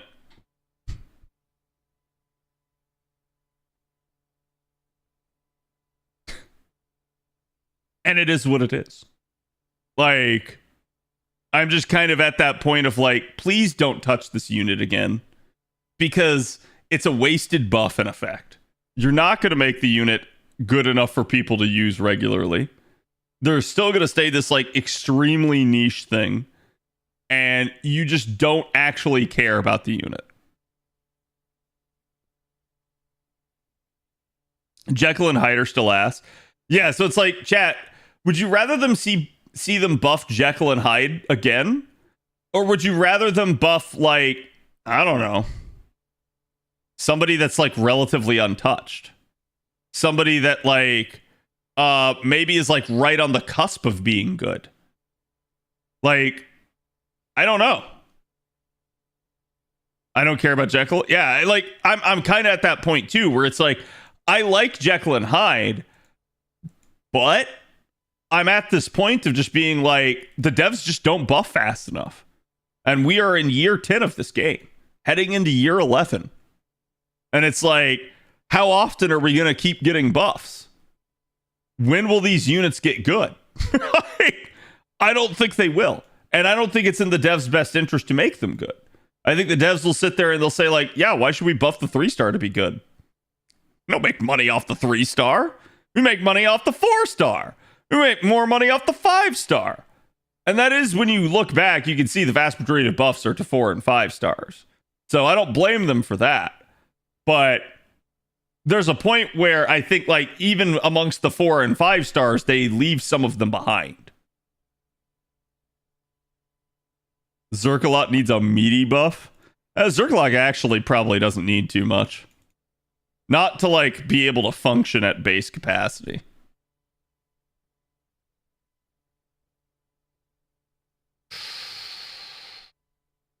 You can totally card that, right? I should not have charged her. I should have looked at the cards. Ugh, my nose. Ushiwakamara Rider could use a buff, either NP or battery. No, okay. Don't take this the wrong way, chat. Ushiwakamaru should never be touched again. Not for a long time, at least. I know people like Ushi. However, Ushi has gotten multiple buffs. Ushi is absolutely beating the pants off of several 4-star riders. Still have last nodes drop CE, by the way. What do you mean? Oh, me? Yeah, hold on.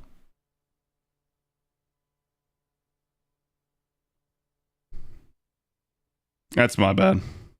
I've had a super busy last 2 days, so forgive me, chat. And if that ever happens, just scream at me. I'll change it. What is it? Chaos Claws and what else? Actually, I guess it doesn't matter because Chaos Claws are the one everybody should be taking.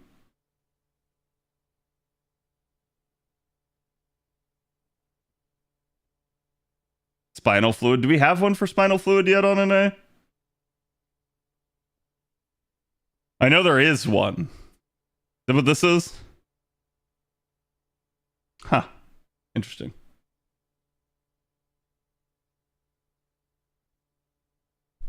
There you go, chat. Sorry about that. Yeah, always assume if I'm not changing up my support list that I literally am just super busy and forgot. It is not a, like, malicious thing.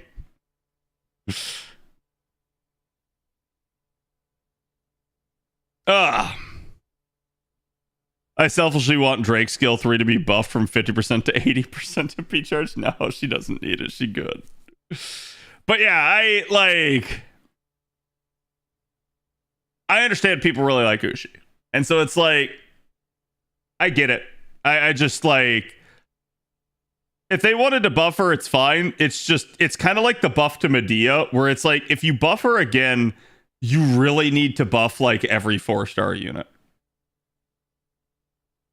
So it's like, I don't know what to tell people in that regard, because it's just a problem. Wow, they just systematically removed Solemn Defense. Like, perfectly across the board. Oh, whoops. Wrong thing. I am actually just going to try to card this. Because if I get lucky crits here, yeah, there you go. There's one. There we go. We're going to get it. Oh, wow. All 3 crit. I'm going to be screwed on crit RNG.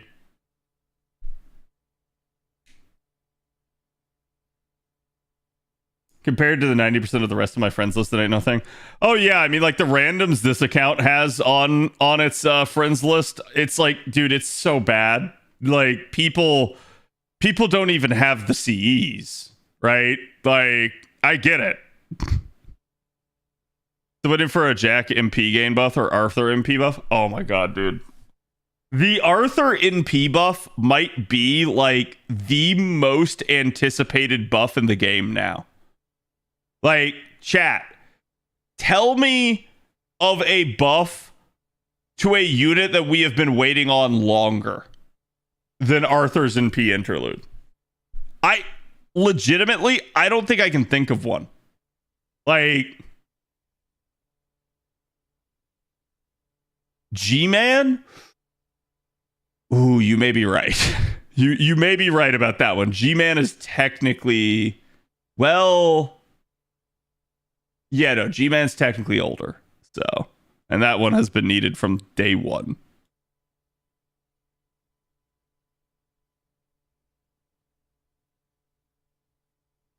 Wait, I didn't protect the party. Oh, fuck.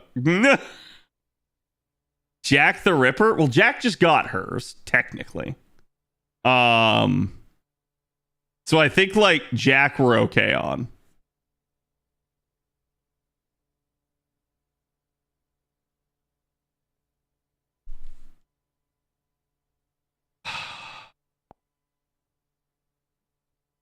God damn it. I knew it too. I called it the second I sent that. I went, crap.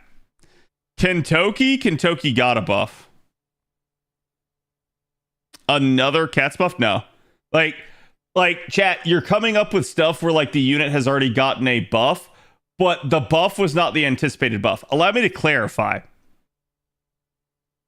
Arthur's NP interlude was the first buff he should have gotten.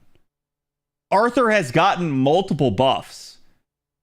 They weren't the actual buff he needed.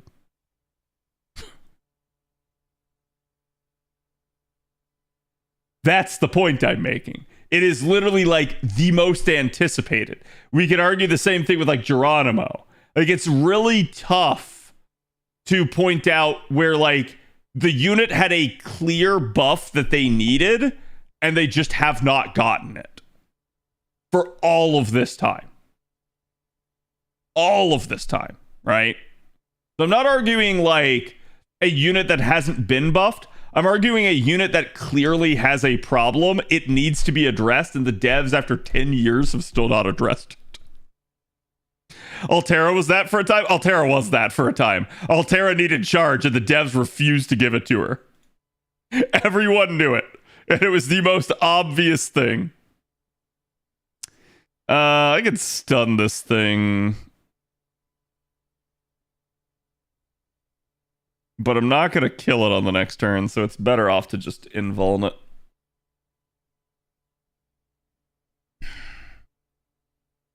Caster Tamamo needs a buff, but Caster Tamamo has gotten several buffs, and most of those buffs were the ones that she needed at the time. So, like, I'm not going to argue that she doesn't maybe need one. Not sure it's been longer, but Tama Lancer, maybe? Tama Lancer's NP interlude? Yeah, that's up there. Let's see. Tama Lancer was year 1 summer. Arthur was year 2 Chaldea Boys. Correct me if I'm wrong, chat. He was not year 1 Chaldea Boys, was he? Unless I'm maybe getting my dates mixed up.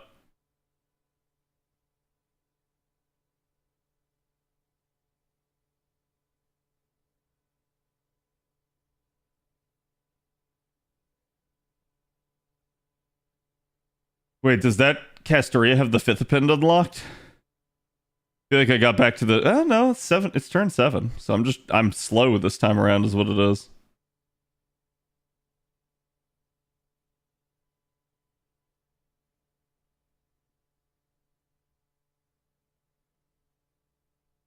Fifth append? Sorry, you're right. This is an A. Do you see what happens to me, chat? I have like the Assassin's Creed like Animus like bleed effect where like I'm playing on one server and I'm thinking with the other server's brain. I'm just always used to everything as JP has it. Not, and what's hilarious is I play NA more, arguably, but I'm just like mentally, I just imagine all the quality of life JP has and just assume NA has it. It's the only way to keep it straight in my brain. Not Tamamo Berserker. But Tamamo Berserker's most needed buff was the ability to like deal with her stun, and she did get that. Kind of. So like that one, I'm gonna say nah.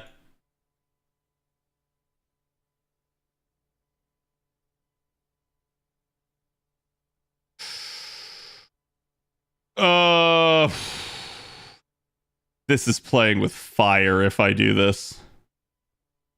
But I'm gonna do it. I'm gonna super buff it. Oh, I should have gone with the 60% shit. I think FGO needs more split charge buffers. They're hesitant to do it. Well, I mean, really what you saw, the solution was basically like what they did for Waver. The problem is just that the neutral supports have kind of fallen by the wayside in favor of more specialized supports. Like you do Castoria if you're arts, you do Scotty if you're quick, and you do Oberon and Koyan if you're buster. And like, I mean, I guess to a degree, Oberon is like the neutral. So he basically just replaces Reigns and Waver in so many scenarios at this point. And that's one of the reasons why I'm really happy to see Waver get that buff, because that kind of brings Waver back into the fold where he maybe wasn't before.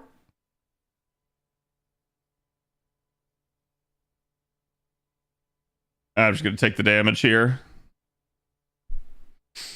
Oberon technically has a niche, but 70% charge and skill 3 is just too good for anyone. Yep. Reigns needs a buff now?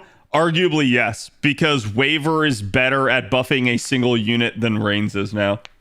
And Waver, the way Waver and Reigns were balanced was Waver was better at party buffing, Reigns was better at singular unit buffing. And so like that worked in both those scenarios when we didn't have Oberon. But NA had that gap closed because we got Oberon faster. So there was a point where Reigns finally got made into a 50% charger that NA basically just did not get to take advantage of. Reigns has had 2 buffs also, yes. Billy needs a buff? Billy could use a buff, absolutely. I mean, chat, I could go through the entire roster, and that's probably like content for downtime, and I could just tell you guys every single fucking unit that needs a buff. And you'd be amazed. I would sit there and I would probably argue in favor of 2/3 of the roster getting a buff. And you would be like, Cad, what are you doing? Okay, this isn't good, but I'm literally 1 turn away from getting 50% charge. So as long as I can get enough charge on one of the units here, stalling his NP with triple crit stacks is probably a good idea.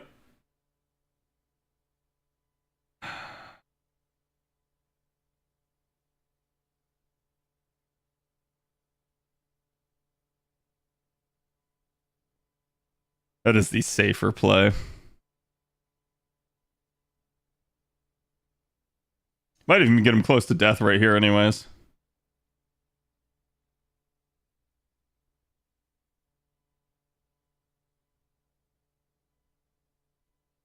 Yeah, I think this is one of my longest runs on this node. You wouldn't be wrong, though. No, I know. That's the sad part. Merlin with 20% MP battery is crying in the corner. What do you mean? Merlin has 30% charge now. Merlin, like, low-key, this is why I say, like, when people argue for Koyanskaya to get a buff, there's some people that argue for her to get an NP interlude, and that's actually not what I think she needs. Because those people pretty much just want her to be as strong as Cuckoo. And I'm like, she's never really going to have that capability due to the way that she's designed.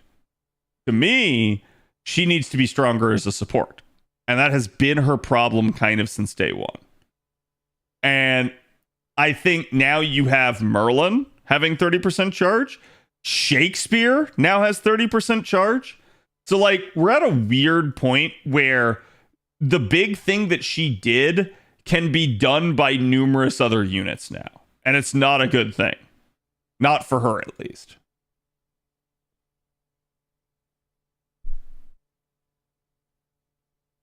Yeah, sorry, I'm talking Koya and Dark in case there was confusion.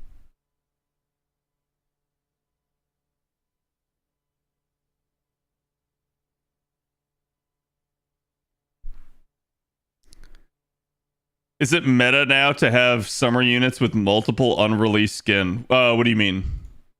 Like when you say unreleased skin, what do you mean? Shakespeare is kind of goated now, not gonna lie. His big issue is that he's still predominantly one turn, but this does and like to be fair, this was always like one of the he's one of the better units for like raids because his buff potential for one turn's actually really strong, and a lot of people kind of sleep on him. But yeah, now with 30% charge, it's even stronger. He's even better at what he does. Cuckoo's Kid is just insane. Oh yeah, absolutely.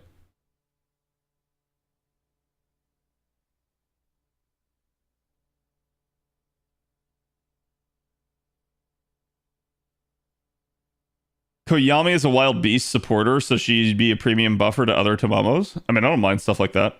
I think like well, I mean, you guys will see. We're gonna talk about Miyu and Shiki here, and like Miyu's got a buff that basically turns everybody into Ilya. And it's kind of funny because I'm sitting here thinking it's like should have been Saber Faces that got that first. But like at the same time, it's like, yeah, I don't really have any issue with units having a like niche buff that benefits other units that are like them. Kind of in the same way that like the Shinsengumi buffs, the Nobu buffs. Like I think that's perfectly fine. Because it's just like a theme, and I think that's cool.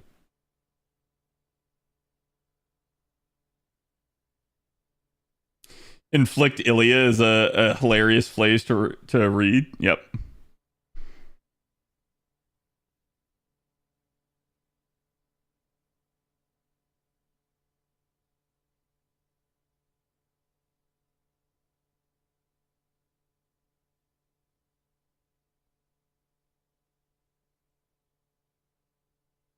We also have lip skin without her bag and jacket in story. Oh, I got you.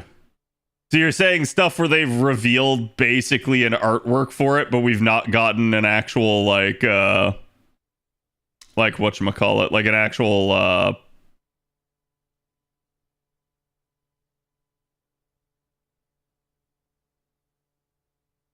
skin for it. I don't know why my brain was dying there.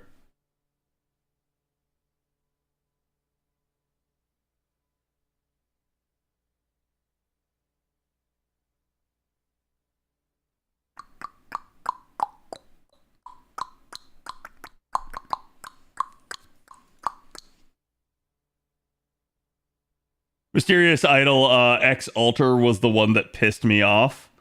Wait, why?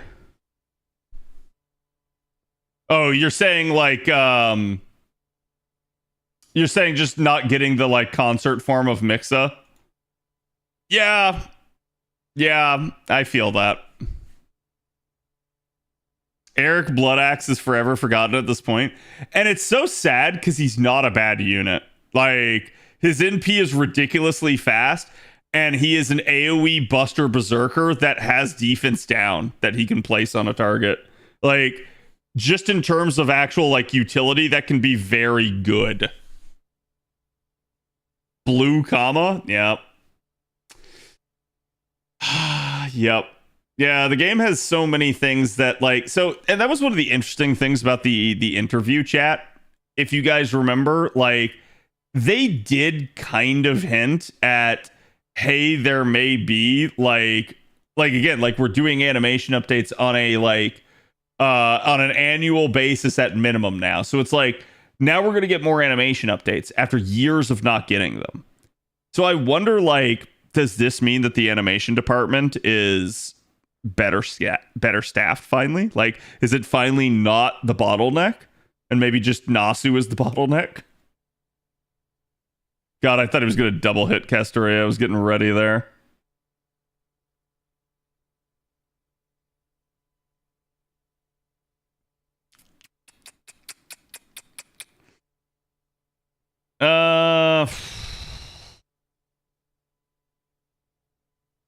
gonna do that.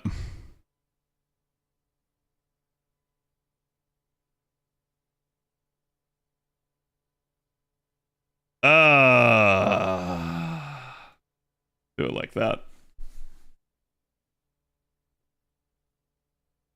There are 40 new people more than last year. Yeah, and I do want to say this, chat. If LaSingle was like shutting down or winding down, they wouldn't do that. I think the interview with Nasu told me a lot. I think a lot of people obviously know that like Nasu wants out from under FGO. I don't think that should surprise anyone. However, I also don't think that Nasu is willing to like forsake FGO. I think he knows that like people are depending on him now. And that's really what like I took away from the article, is that like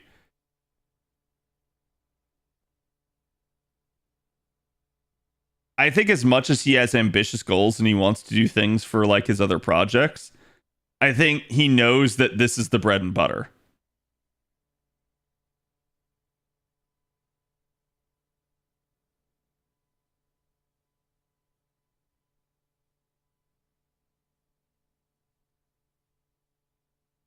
So like it doesn't surprise me to hear that they're maybe like increasing staff for LaSingle.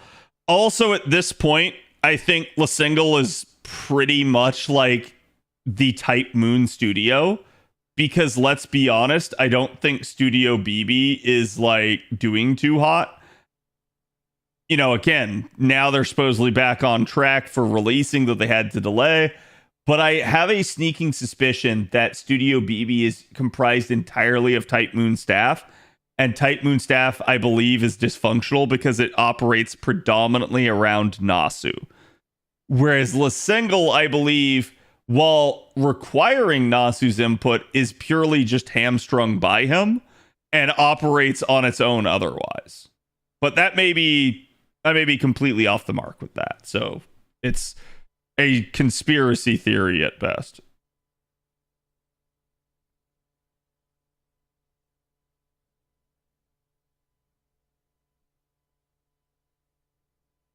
God, I have no charge here to kill this Chimera.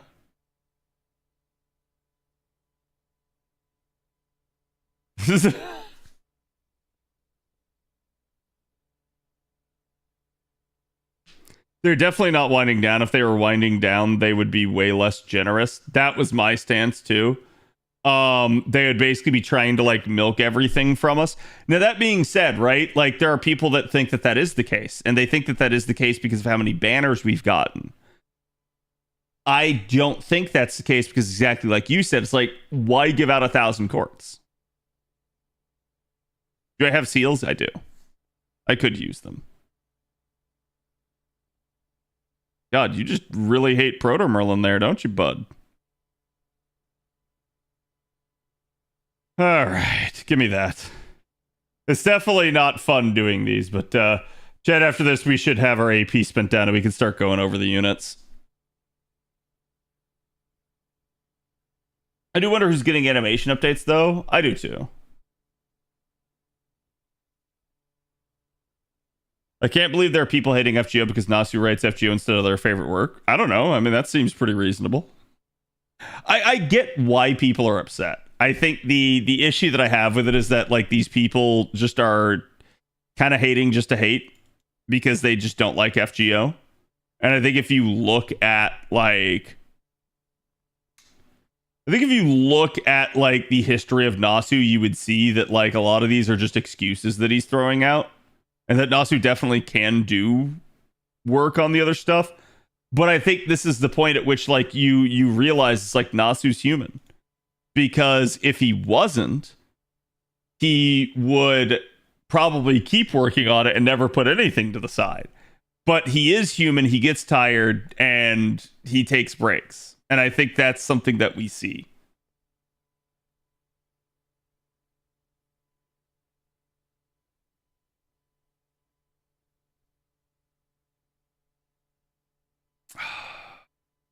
I think I'm stuck on Ascensions right now. I should have farmed a little bit more on some of the earlier hunting quests. Would have been nice. Do that.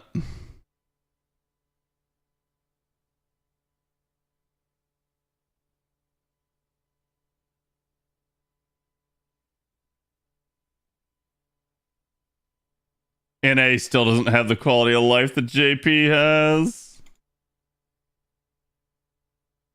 Did I have my story single? Oh, I do need to do that. Thank you. So we'll get rolling here in a sec.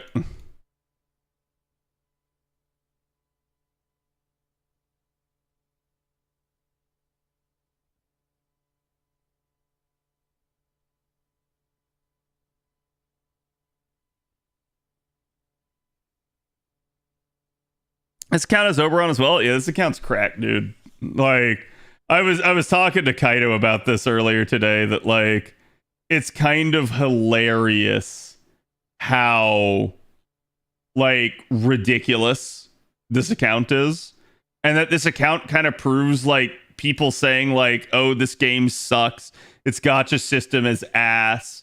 Like, oh, it's like you can't do these things. It requires so much like effort, and it's like, Chad, I've barely fucking spent any time on this account. This account is so freaking like ridiculously stacked already just because I played it right and I'm playing my cards correctly, and it's that simple.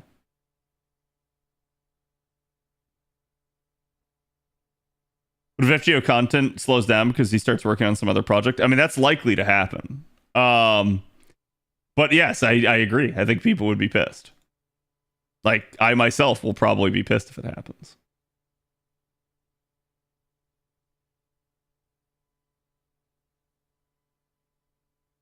Now, chat, we should be well on our way to pity too, but by the time the Castoria banner rolls around.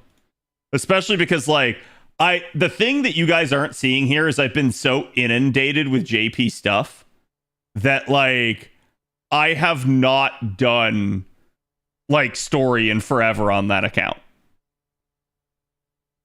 But when we get to turn and do story, that account is going to start making so much quartz, it's not even funny. Like, actually so much quartz.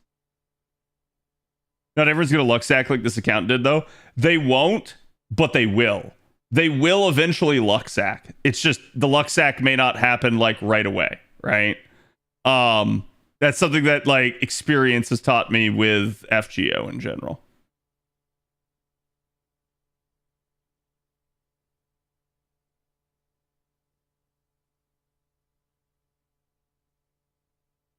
And people have a tendency to have like confirmation bias as well. So like they'll sit there and they'll think like, "Oh man, I'm not going to get lucky. This is never going to happen. It's not going to be a thing," and then it'll happen. Okay, chat. Let's get this party started. Yeah, see, I was looking at Miyu and stuff here earlier. And I think, did I look at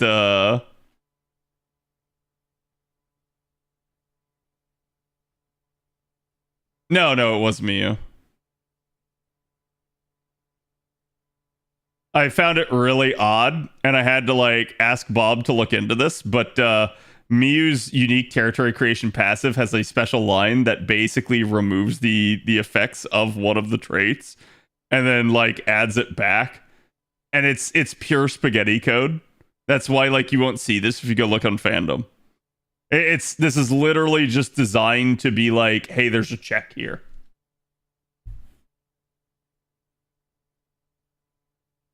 Atlas has been really bad for this event. No, I have to give oh, sorry, Atlas has been bad for this event. Yes, I agree with you. I do agree with you. That being said, like this isn't like Atlas's fault. This is just dev spaghetti code. It just is the way it is. The reason I will give Atlas shit is because Atlas did Passion Lip. Atlas did Skill 3. And I talked about this the other day, that like still to this day, if you click on this skill, and we are 2 days after release, there is no scaling on the skill.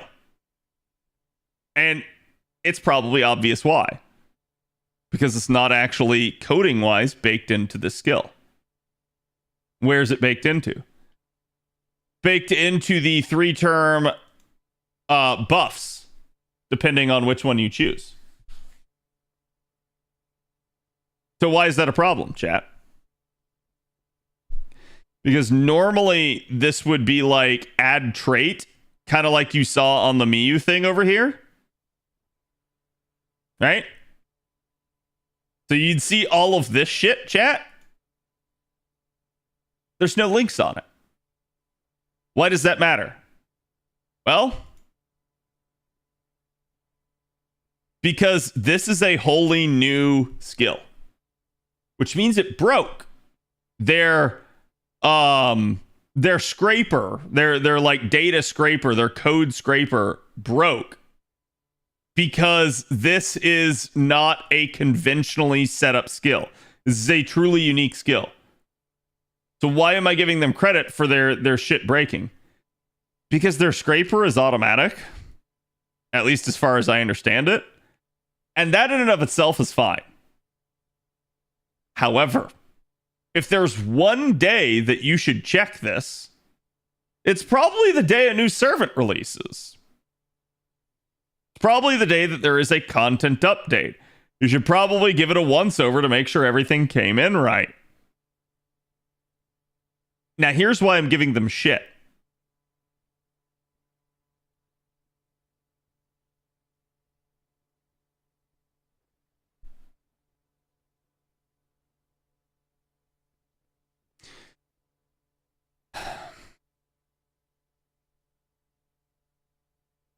How'd fandom get this data?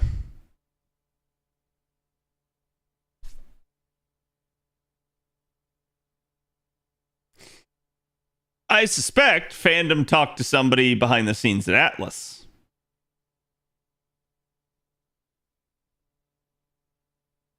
Airspot? Airspot is run by Atlas. It could be at Media. It could be. But therein lies the problem, isn't it, chat? If they got this from App Media, that's fine. But I'm going to have 2 points to make. Let's humor the first one. Let's say Arzus is right, and they got this info from App Media. Fandom should not have to go to App Media to get the info. When Atlas has prided themselves for years now on being the go-to source of data mined information on the game.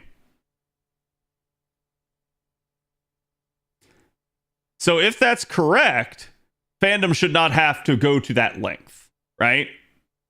Now let's assume that's not correct.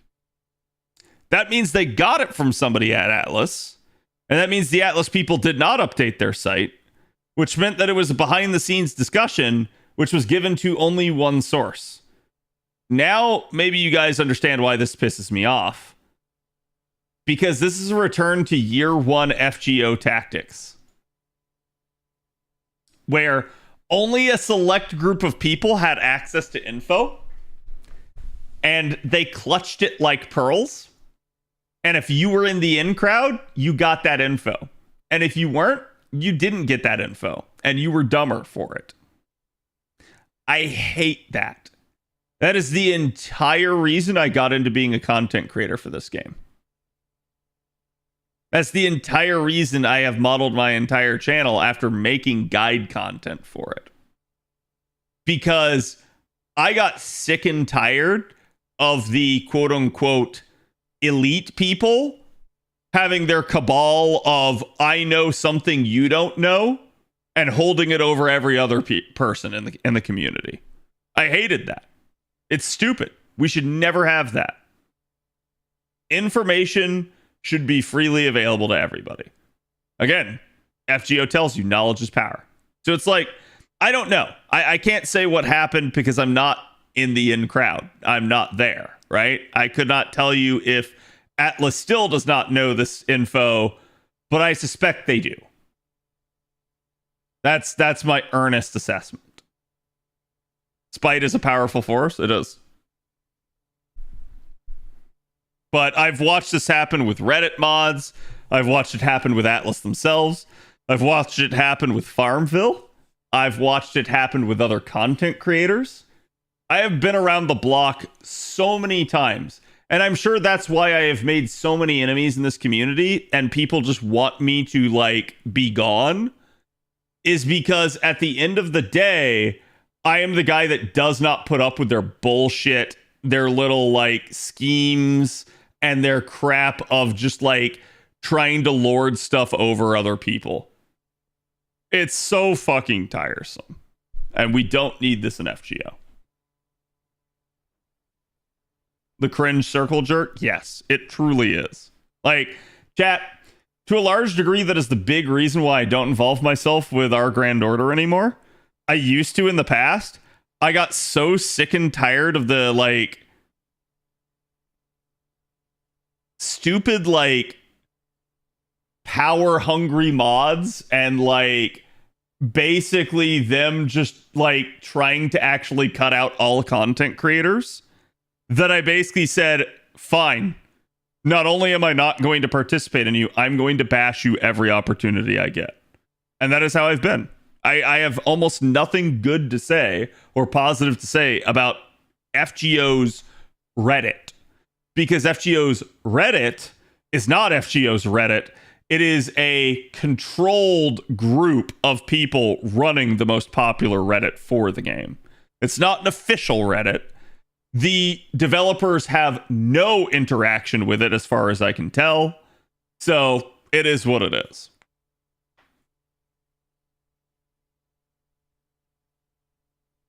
And I think to a large degree, the toxicity that has come out of that Reddit has negatively impacted the FGO community almost irrevocably.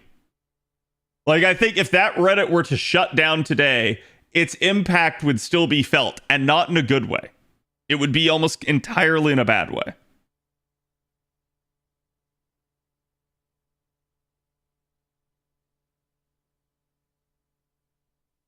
Holding out on a single skill on a servant just doesn't make sense. Yeah, I don't think it was, like, done on purpose, Jay. And I'm dead serious in this. I don't think it was done to, like, hide it. I think it was... their scraper didn't work, and the fandom, somebody on fandom that wanted to update Passionate went and talked to them, or one of them went and updated fandom with the actual info, and it just has since not been updated. That's really, I think it's as simple as that. Okay, it still pisses me off. Why? Update your website, make it available to everyone. And why should that matter, chat? Aren't we fine with it being on fandom?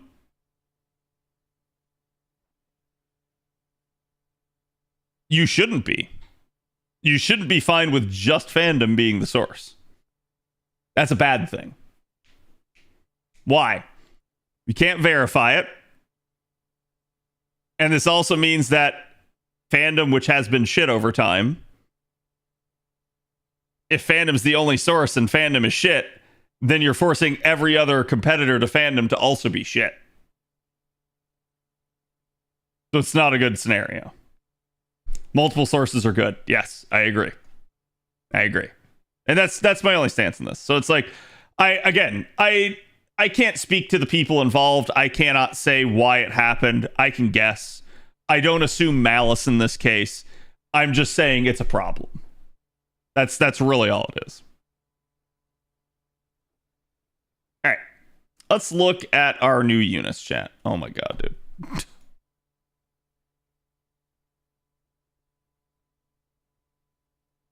Set Noble Phantasm to Buster. Yeah, I'm not sure what's going on with that. That may actually be how it's coded behind the scenes. That may be spaghetti code on behalf of the devs. So it's like, stuff like that, don't assume that that's Atlas fucking it up. Like, Atlas's scraper scrapes it how the game puts the data in. Their scraper can have an issue, but the scraper will never get anything per se wrong. And if it is wrong, it's because it's wrong in game, which is wild. That is an interesting thing to see.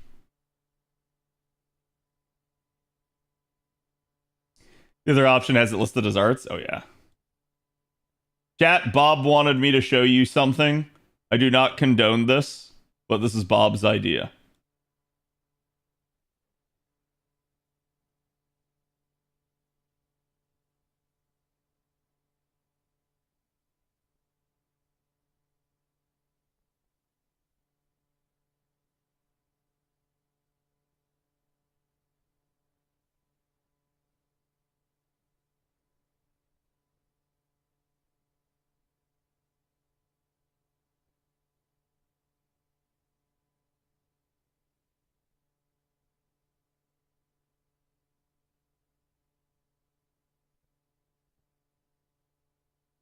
Okay. Making sure. Everyone gets an Ilya, pretty much. That is just how it be sometimes, chat.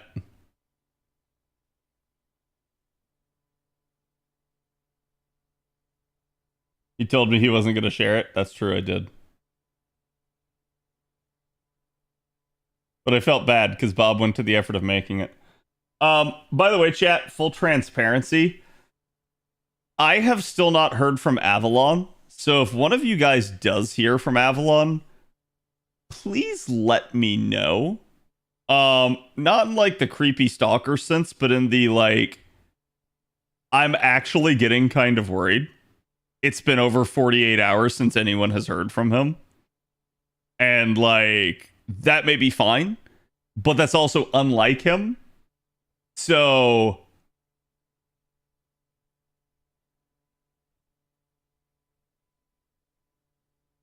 is it family issues? I don't know. I like, again, we just basically, he was not feeling well on Wednesday. And we have not heard from, like, Bob was the last person to hear from him Wednesday morning. So he's probably busy. He's probably busy. He got Ilya-fied. No. But yeah, it's like, it's just purely out of concern. So, because it's like, holy crap, this is not like him. He does not normally behave this way. So, it's probably real life shit. It is what it is. I'm not gonna fault him per se.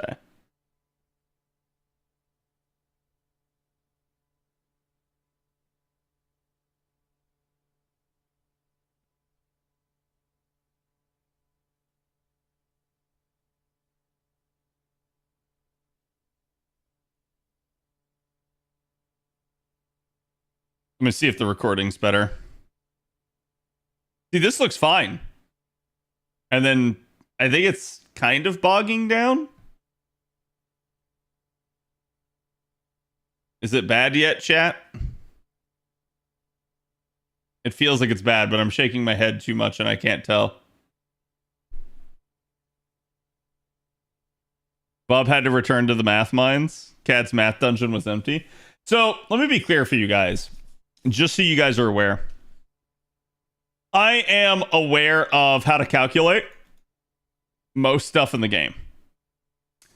I have done it very, very, very, very, very sparingly over 8 years.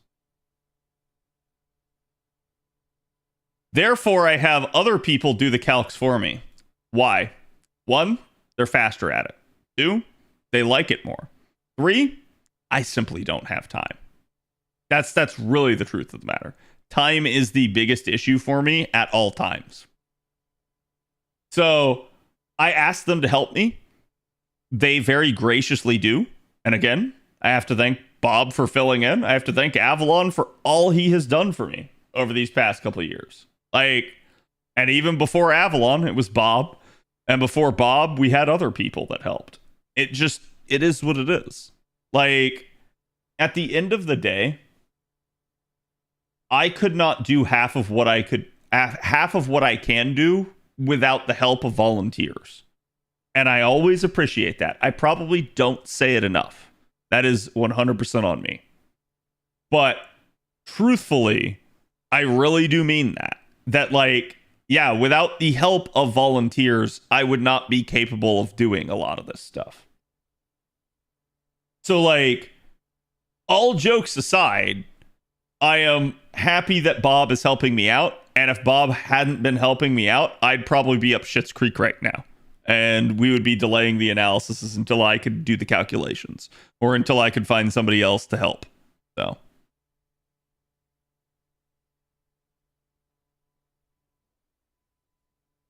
You don't tell me how much I mean to you anymore, Kat. That's because you go off and sing karaoke without me.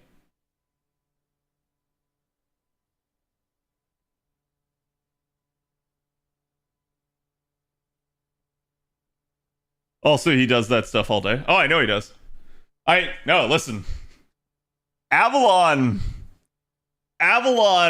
actually crutches half the Discord. Y'all know it. Because I have been trying to help fill in general chat a little bit of late, because I know Avalon's not there. And I have seen just how many times you guys have already asked him for things and pinged him for things.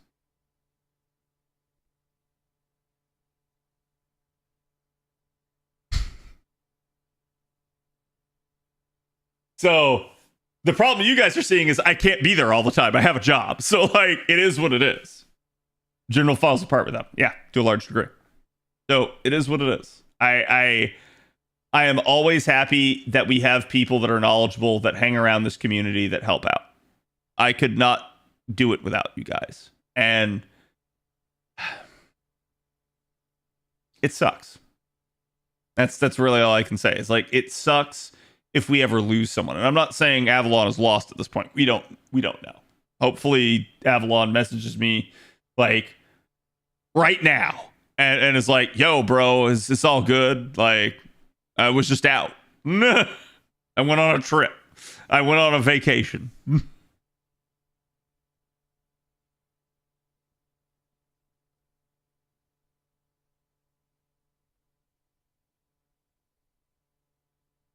I didn't sing karaoke because you won't sing for us besides country white girl songs. Ash, I sing more than anybody else in the Discord.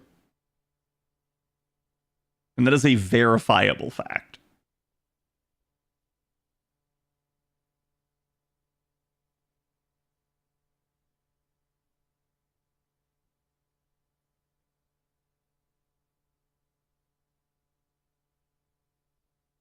Hopefully he's having a vacation. I hope so too. It is what it is. I don't want to sound like calcitrant here, chat, but like, basically we have to move on. I have to keep going because you guys expect me to do that. But also at the same time, it's like I'll see like long term like what we can do about this sort of thing. And if Avalon is feeling like overwhelmed in any sort of way, maybe we can get him help, right? So, and maybe that'll be on like, chat, you all have math homework tonight. I need each one of you to go learn how to do a damage calculation. And the next will teach you refund. And there will be a test.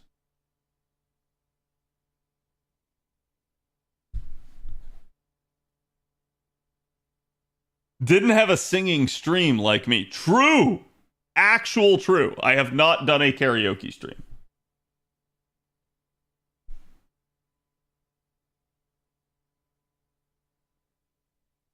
I'll take that course. Yeah.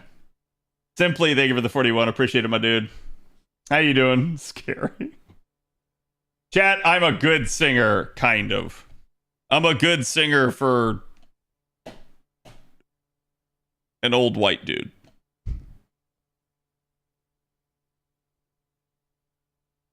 Yeah, I'm still seeing the like right at the start here, the recording is like fine. And then it just kind of starts to get choppy. I think the easiest way is when I go back and forth with my head, you guys can tell. Or if I start like doing this, you guys can tell if it gets choppy. And it feels like it gets worse over time, and I'm not really sure why. I straight up, like, I think it's like a Windows update has changed something on this, but I guess okayest will have to go with the VOD again.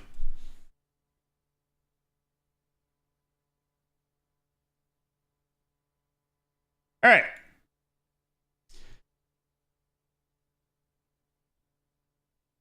Congratulations, Masters. You have made it to banner number 2. And first up on that banner that we're going to be talking about here is our 4-star unit.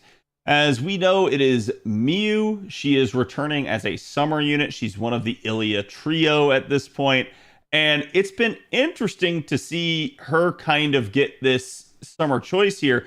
This is one of my predictions for a long time because I felt like they probably would complete the Ilya trio, but they maybe did it in a way that I did not expect. So Miyu is coming to us as an AoE Arts Lancer, and that's kind of interesting. She is going to be the 4-star on banner number 2 here, and she's going to be paired alongside Summer Ryogi Shiki, basically.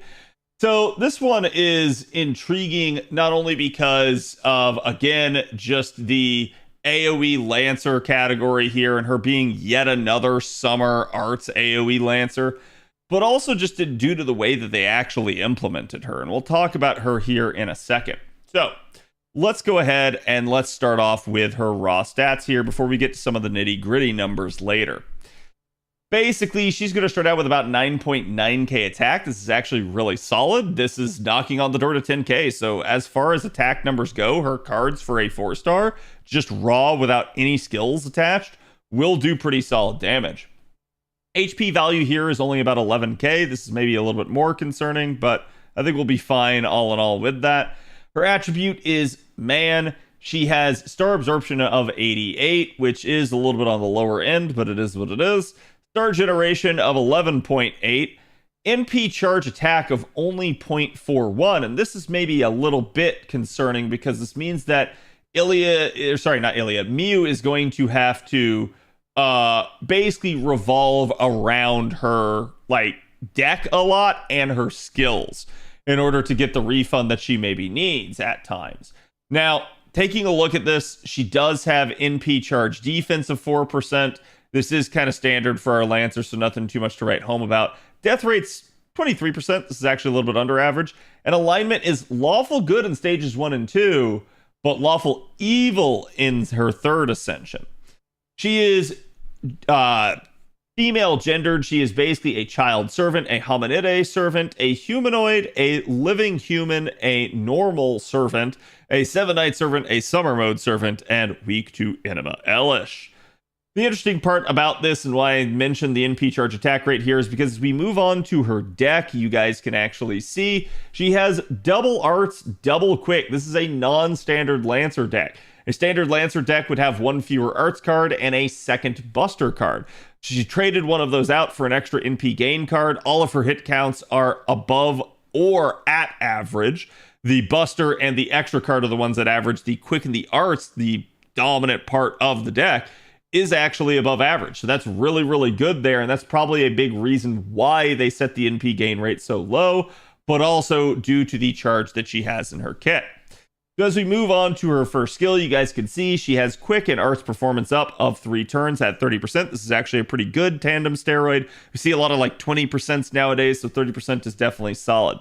She has self-debuff immunity 3 times 3 turns. This is just going to be good for preventing, things from interfering with her kit. And she does heal herself every turn by 1,000 for 3 turns.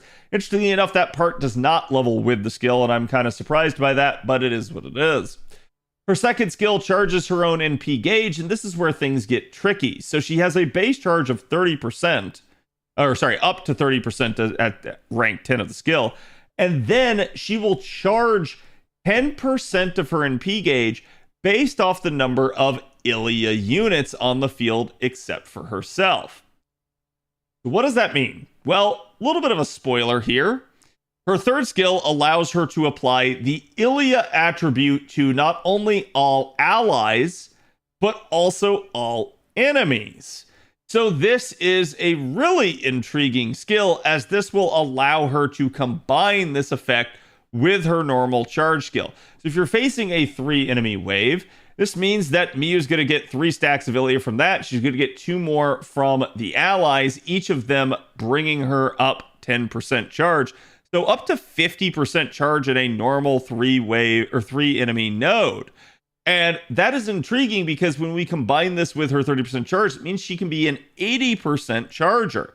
So I think when we look at this skill, when we look at her deck being 4, NP generation strong cards, we maybe see that's the reason for the lower base NP gain rate.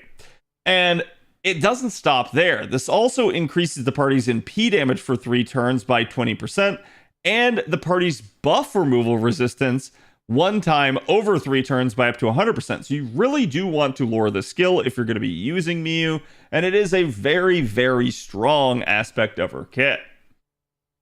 The third skill here is going to be her self-survival. It's going to grant herself invincibility for 2 attacks, 3 turns, as well as increasing her own NP generation rate for 3 turns to kind of help that lower base NP gain rate. Again, that part does scale with the skill and is up to 30%. And will increase her own critical star generation rate for 3 turns by 50%. This is an interesting addition because she doesn't have a terribly strong star generation rate, but she does have good hit counts on the quick cards, and even her arts cards do have high hit count. So this could be utilized maybe not as good or as effectively as someone like Caster Gilgamesh with his star generation skill, but still fairly good for an arts unit in terms of star generation. It will also from there, as we mentioned before, inflict the Ilya trait for 3 turns to party and enemies except for herself. So that's why we didn't include herself in the charge calculation there. But you guys can see this does actually translate into more charge for her. So it is a very, very effective thing. The big thing to denote, make sure you always use the third skill before you use the second skill. Otherwise, you will just hamstring the amount of charge you get. Her passive skill, she has Magic Resistance B. This is just some additional debuff resistance. Territory Creation, but she has a unique version called Inshu. And this one's going to increase her arts performance by 6%, but also increase her own critical damage by 10% while an Ilya unit is alive on the field. Keep in mind, again, this is both allies and enemies. So this is really, really effective for her, though this does make her a little bit more difficult to use against basically enemies that are going to have some sort of capability of resisting the Ilya trait. She has infinite mana supply, interestingly enough, which is just an additional 5% per turn. So you guys can see the NP gain rate at this point, just kind of a non-issue with how many aspects to her kit that she has.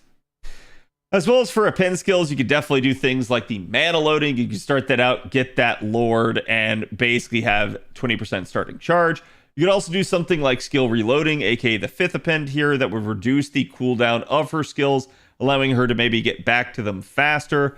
And then from there, you have things like crit damage, the extra attack finesse, and then last and kind of least, in my opinion, would be the 3rd append, which is the anti-caster attack damage aptitude. To me, this one's not got a whole lot of synergy.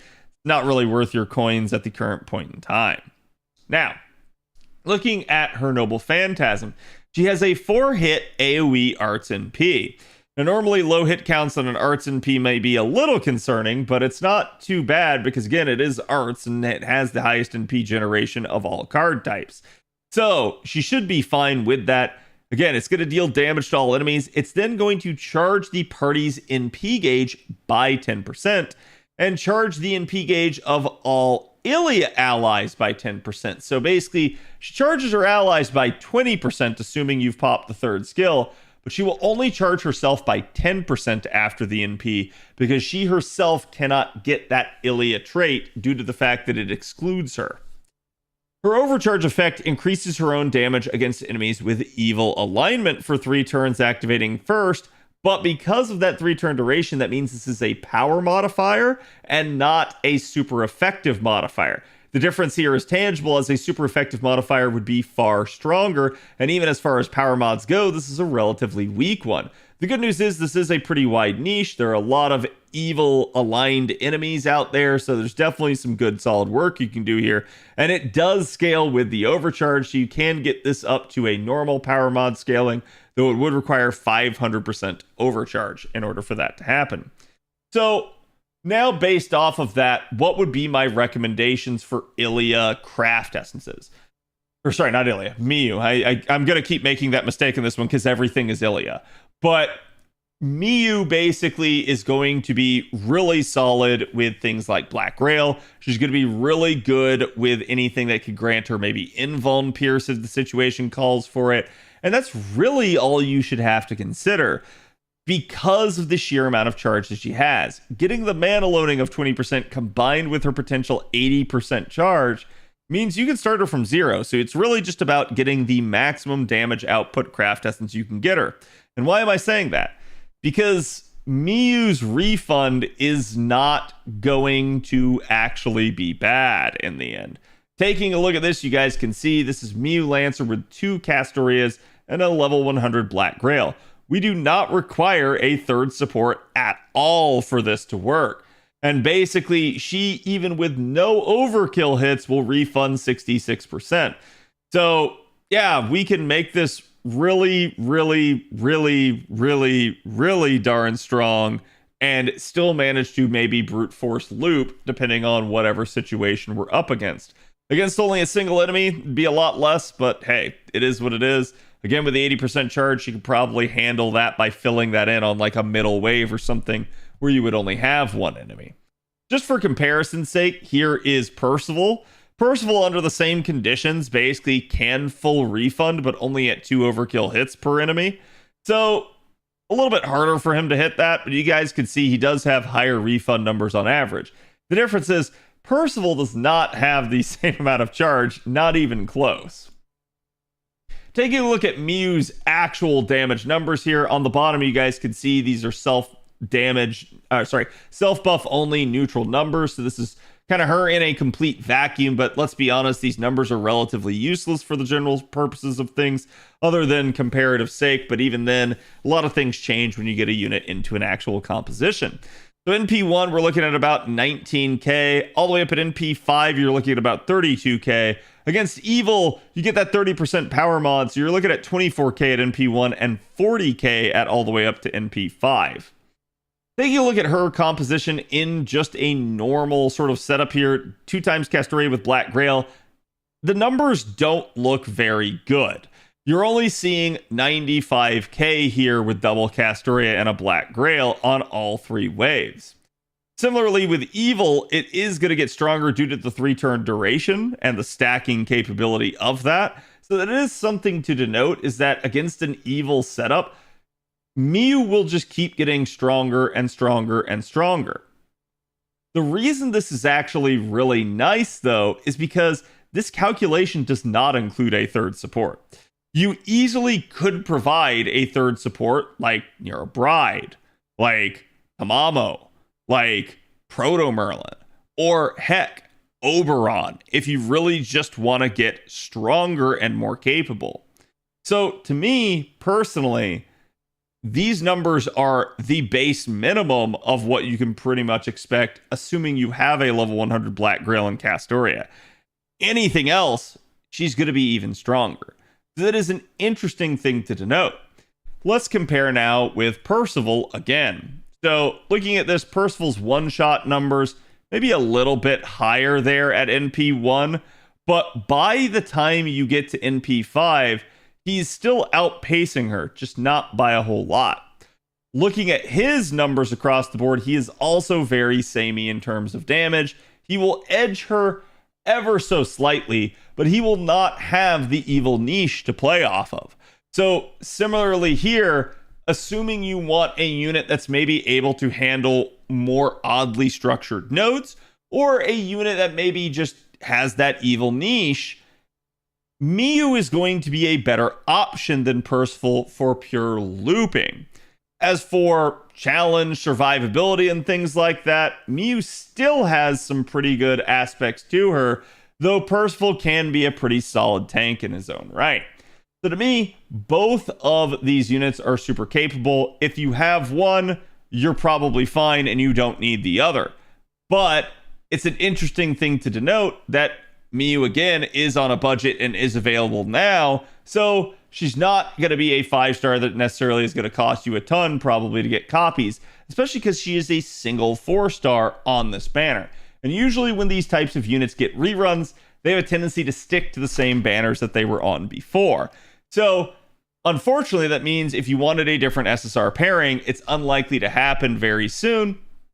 But also, if you did want just the 4-star here, it is the only 4-star on rate up, which does give you pretty good odds of obtaining them instead of having a split rate up like some of the summer banners have in the past. So again, I do think Miyu could be a solid option for you, especially as a 4-star Lancer. Probably not going to be your highest octane, highest damage Lancer for you, but definitely a pretty serviceable unit that can work her way through nodes and work in challenge content. How do you guys feel about Miyu Lancer? And which ascension for her is best?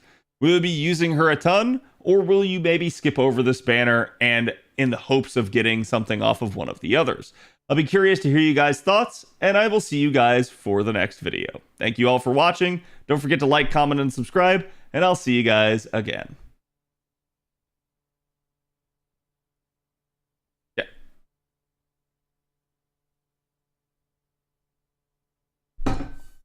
Chat, can I not say edging without one of you guys immediately going into the edging thing? 90% power mod at turn 3. Yeah, she's like, basically, that is the upside to Miyu stuff. Also, I am sorry.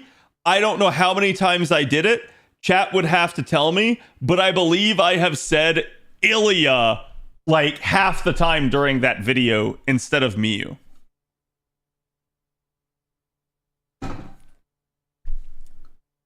It's the law, CAD. I know. I know that's how it is at this point. I've just expected it. Miyu doesn't mind. From what I have been told, Miyu does not have a mind. Oh god. Fucking monk ass, dude. But apparently this ascension, she is like actually like batshit insane.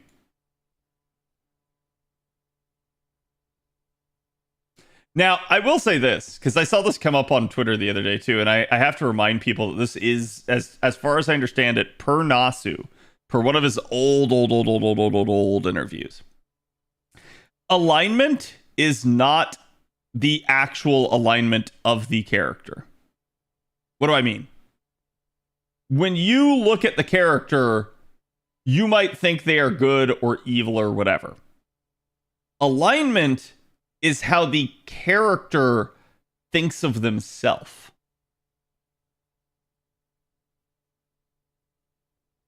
So, Miyu perceives herself to be evil in the 3rd stage. Whether or not she actually is.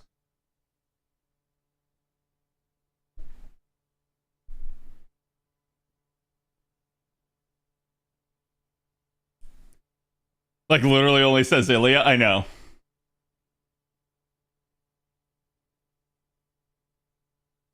She kind of took the part, or looked the part. Yeah. But that's like, that's the interesting thing that I've denoted is that like over the years here, I see a lot of people that are assuming it's like, this character's evil. And it's like, they're not necessarily evil. It's just how they think of themselves. Like, for instance, chat.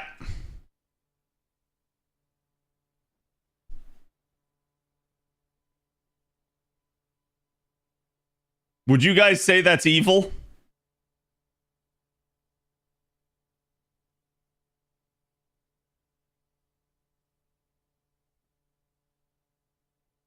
Erish and her chaotic evil. Yeah. Like, case in point. She thinks she's evil because she's willing to do anything to protect children. That's it. That's the reason she thinks she's evil. She's like, damn, you're hurting that child, I'll kill you. That makes me evil. It's like, I don't know. I think most people would view that as not. Like, maybe a little extreme, but most people would be like, yeah, totally. Like, you're justified.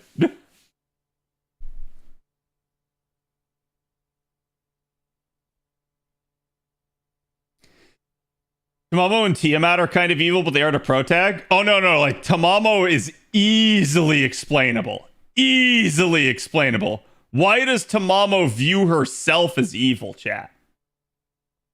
Tamamo feels guilty about her past. 100%. To Tamamo, to herself, she is evil. She is a calamity, yes. Yeah. Like that's literally why.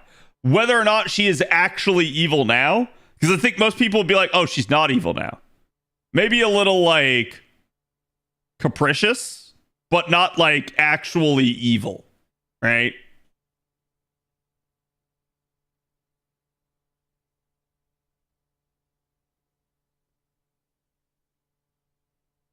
So that's why I always wondered. Yeah. Yeah, it's like this is just something that a lot of people don't realize about the game because it was stated once in an interview in the past and it's like just never come up ever again. But it does make sense. Isn't Lancer Arturia Alter lawful good? Correct.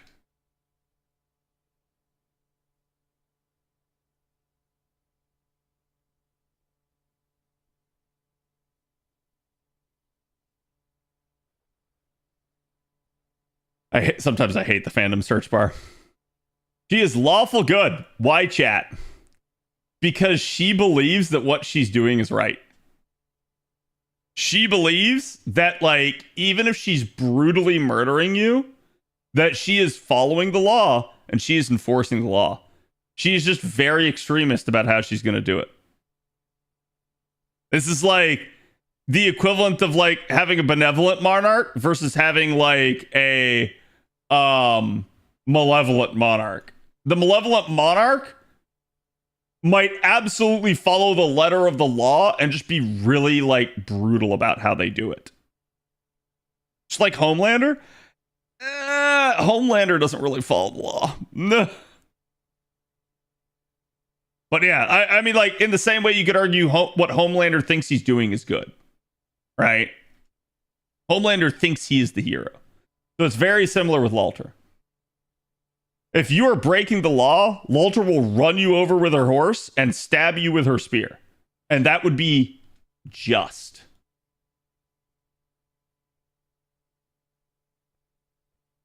In her viewpoint. So yes. This is also how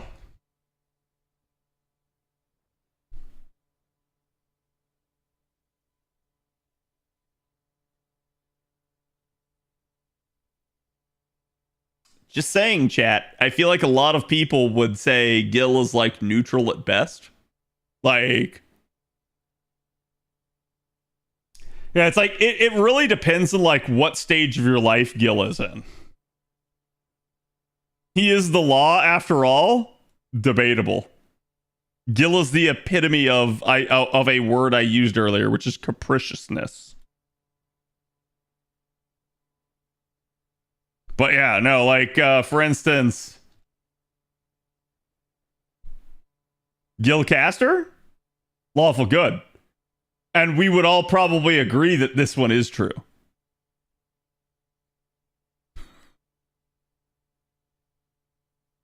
That being said, part of this is too that like we only have one real portrayal of Gilgamesh Caster versus if you look at like OG Gilgamesh, we have several like portrayals of OG Gilgamesh and it really like varies wildly depending on like what version of him we're seeing.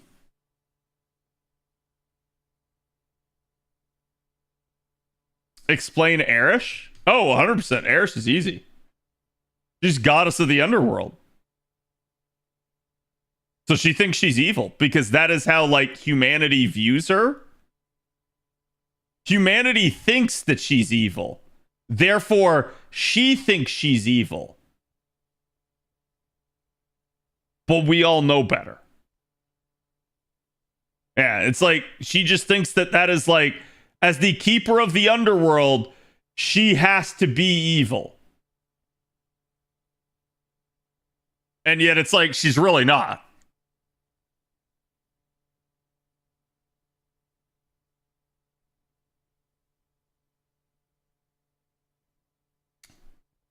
It's a job, right?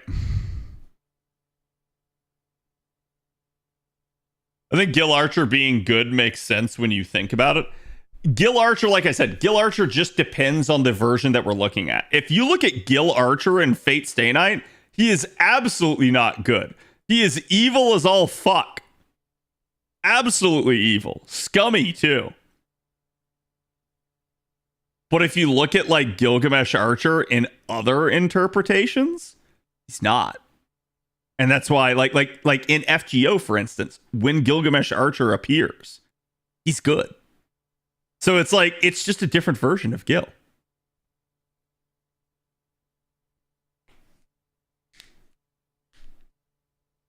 Extra Gil, he's super cool. Yeah. Like I said, it really just depends.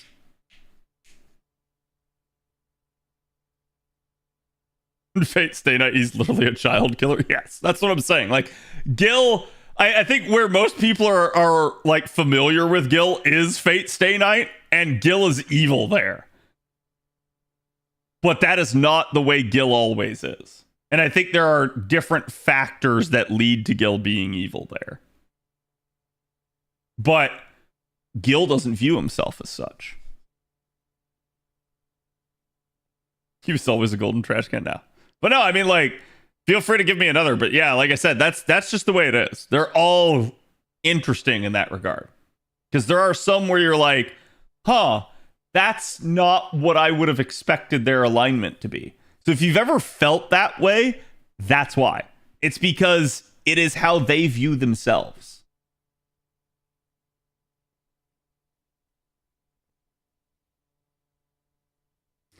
Also, Emiya, no, your ass is not neutral balance. You want to be an ally of justice. To be fair, Archer kind of is. Like, Archer is very jaded at that point and is literally a member of the counterforce. So he kind of is neutral balanced. At least that is what he thinks of himself. He is quite literally, like we were just talking about with Eric, he is just doing a job.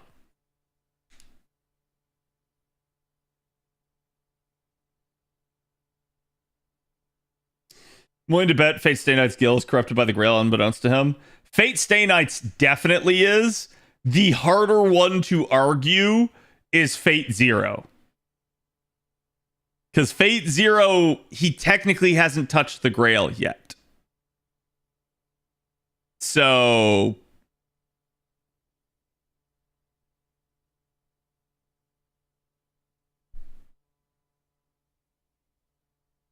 I mean, he's ready to kill 1 million persons to save humanity. So yeah, he's not good. That's debatable. What is the cost of 1 million?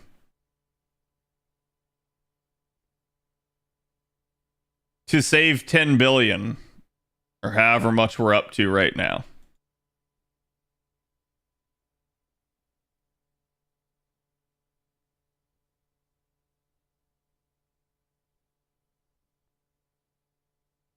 Like, it is what it is. One could argue he's good because of that action. Yeah. This is like, this really depends on like morality and your own personal viewpoint.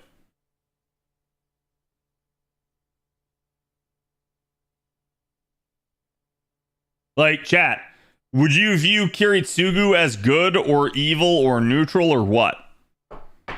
Yeah, that's exactly where I was headed right after that. Was like, how do you view Kiritsugu? Because he is the epitome of like where that comes from, right?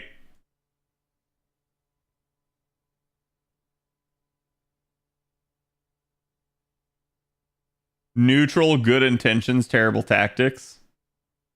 Evil as shit. See? Morality is kind of a spectrum.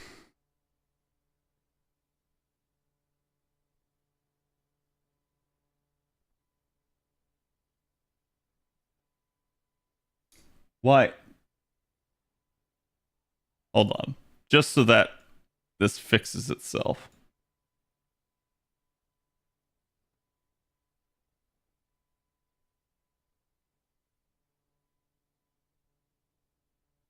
You may not like it, but the numbers don't lie. Well, I think that sort of thing boils down to, is there a way around it?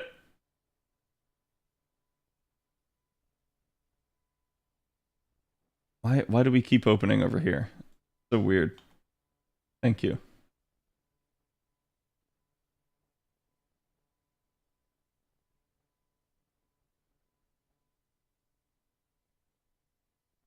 that all of them?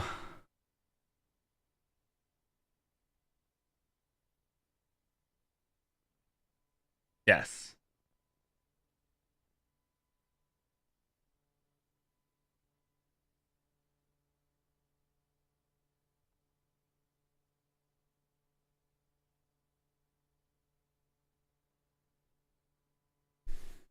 Kill a man, you're a murderer. Kill 10 men, you're a monster. Kill 1,000 men, you're a hero. That sounds like a modern variation of it, because if anything, it's like killing 10 men would have probably meant that you are a hero.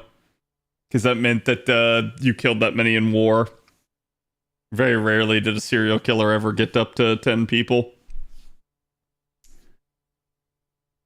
But, like, I mean, it's also a play on the Stalin quote where it's, what is it? 1,000 people dying is a tragedy. 1,000,000 people dying is a single person dying is a tragedy. 1,000,000 people dying is a statistic. Why can I not say the word statistic? That's really weird. Yeah. So it's like, and it's true. It's like, oh my God, this famous celebrity died. No, it's so heartbreaking. I can't believe that. And then you'll get people that are like, basically just disregarding like World War II vets and like Vietnam vets and like shit like that. It's like, dude, fuck, man. Like, I think it's some things are like, it's really easy to say, but if you ever had to walk a mile in their shoes, you would have a completely different viewpoint. And you would just be like, no. Like, just tales from the past. Yep. It's like when we're detached from it, it doesn't mean a whole lot to us.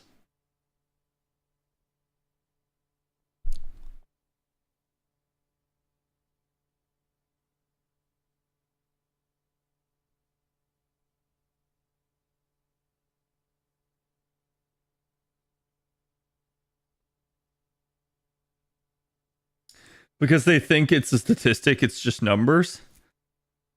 Is that why we have Holocaust deniers? I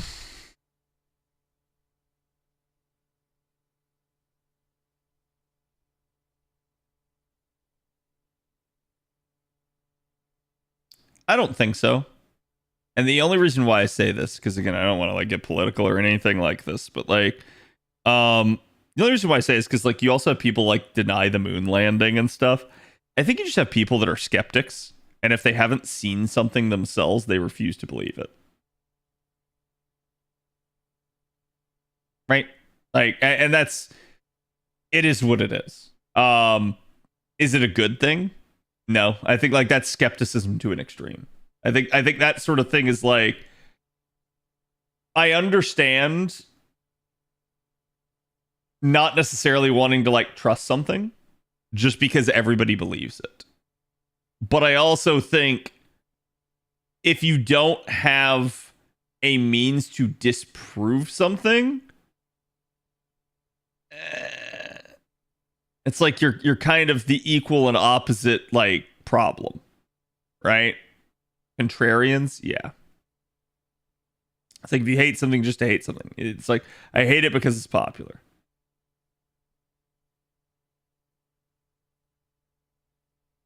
Some people can't process that people can do such things.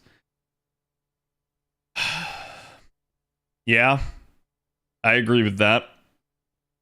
I just like,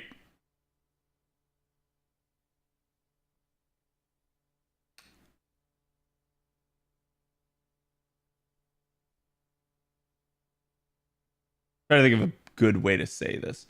You should not blindly trust everything, but you should also not blindly distrust everything. Right? Does that make sense, chat?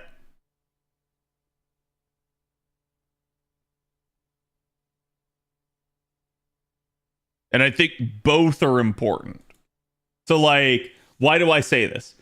Because that means that somebody that you love, you shouldn't trust everything they say. But also somebody that you hate, you shouldn't think everything they're saying is a lie either.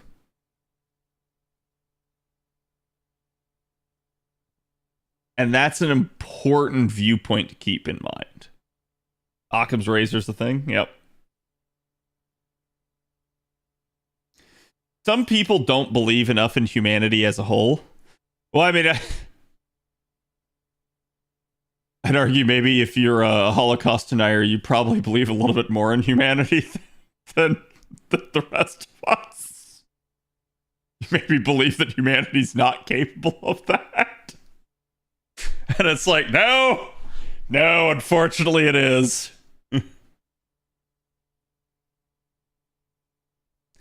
Keep your eyes open, think for yourself. Yeah, I think it's like, I don't know if it's like just the way my parents raised me, or just like my genetics, or like maybe how I was taught down the line. But like I've always just been somebody that like exercises critical thinking a lot.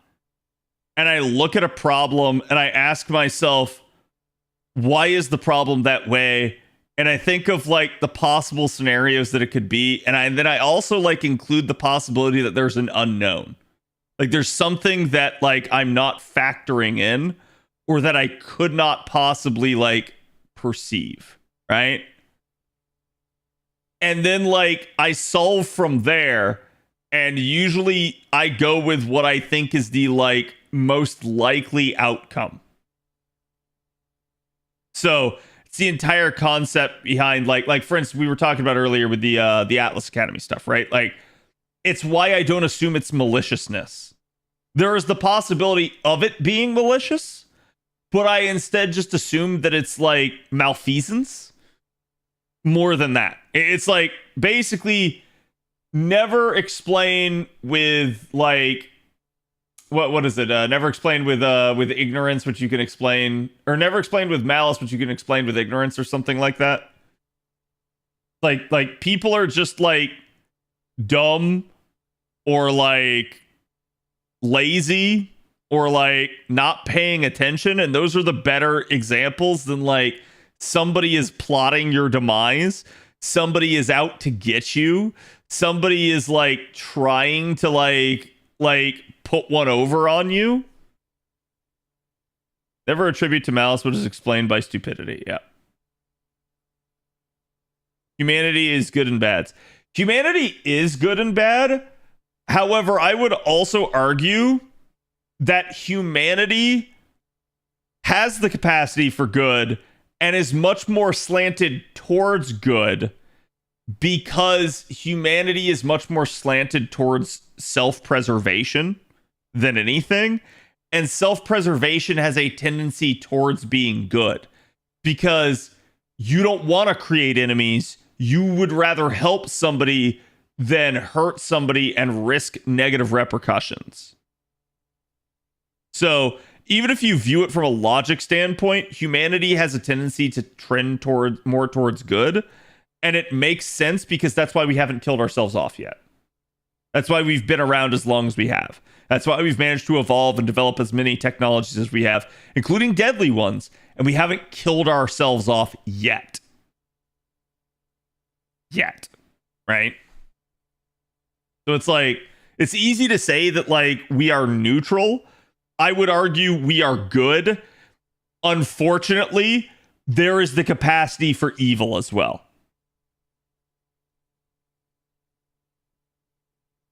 Humans have an innate sense of fairness, which in turn is good. Yes. And I think like that trends us towards being good, and we are only evil either when it is required, or when we have taught that is the only way we can be successful. That is the only way we can self-preserve. So like, for instance, chat, if you are a child and you are abused and you are like treated like trash, there is a high rate of that child growing up and also abusing people. Why? I don't know. I can just tell you it probably has to do with like their overall outlook on things, and that they view that because of the events that happened to them in their formative years, that is just like, it is a learned trait. And I think it's like, it's not just that they're abusive as an adult, they're also abusive as a child as well. So because they get abused, they take it out on other kids at school and stuff like that. So it's like, it's a learned thing. They get taught basically to be evil in that regard. And so it's like, I think unfortunately that is where a lot of like the evils of the world come from. When people realize that this is a way that they can get stuff done and that it becomes a better way of self-preserving for that person.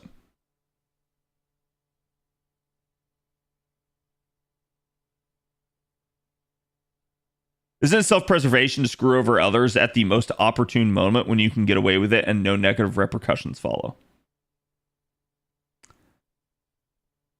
Maybe. But you would also view that as evil. And you would maybe be worried about other people viewing that as evil. And that would stop you most of the time.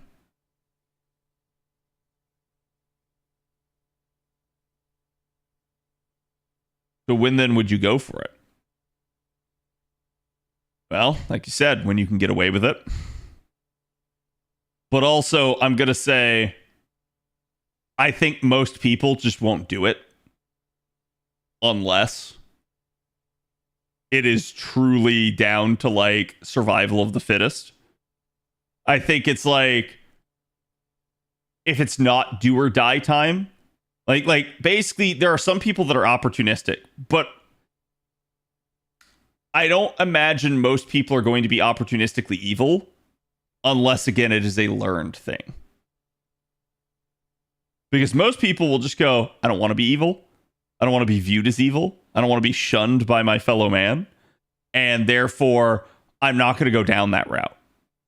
And so instead, they're going to take, maybe not the high road, but they're just going to, like, there are three choices, right? Like, in a lot of these scenarios, it's like you could choose to act good, you could choose to act evil, or you could just not act, which is kind of the neutral option. I wager most people would either choose not to act or just do something good instead. Unless it came down to like it's either them or me thing. I think some people are just evil at their core. I agree, JC. However, I think it's a learned trait. I think that is parents passing it on to their children. I think it is the world passing it on to people. So it's like, when you have the option of being evil or being good, I feel like most people choose to be good. And the people that don't, it's usually because they're either in an unfortunate circumstance or, again, they've been taught that that's the way. Now, there are such things as like sociopaths and like people that are like narcissistic and stuff like that, where it's like there's maybe something wrong. They maybe don't like think the same way as the rest of us. And just because you don't think the same way as the rest of us doesn't make you evil, chat. A narcissist can choose to a degree to be like good or evil. They're definitely self-centered. That part they probably can't choose to do. But what they choose to do with it depends. Same thing with a sociopath. You could be a complete sociopath and still just kind of like keep to yourself. So it is what it is, right? Like, I think like anybody that it's like, oh, they just are evil. Yeah, I do think there are people like that. But I think it's because they've been taught that. I really do think that's what it is. I think it's that simple. Okay, chat. Let's go over Shiki. Since I do be forgetting. You guys are getting me on some good conversations here today.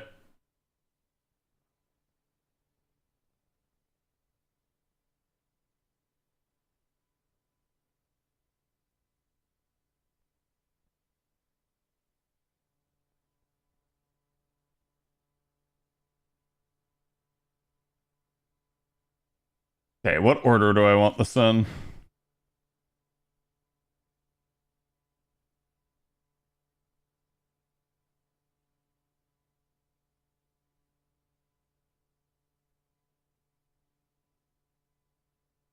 Sun then moon, then sun then moon.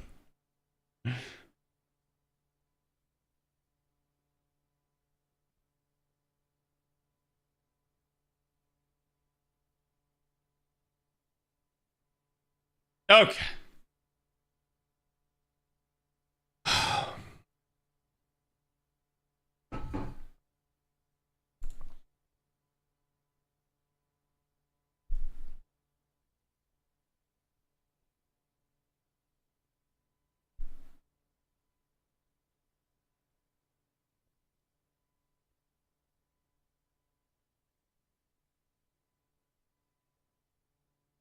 All right, chat. Let's get started with this recording.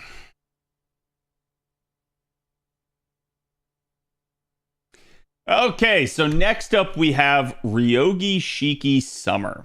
Now, she is going to be our 5-star here on Banner 2, and she is really interesting.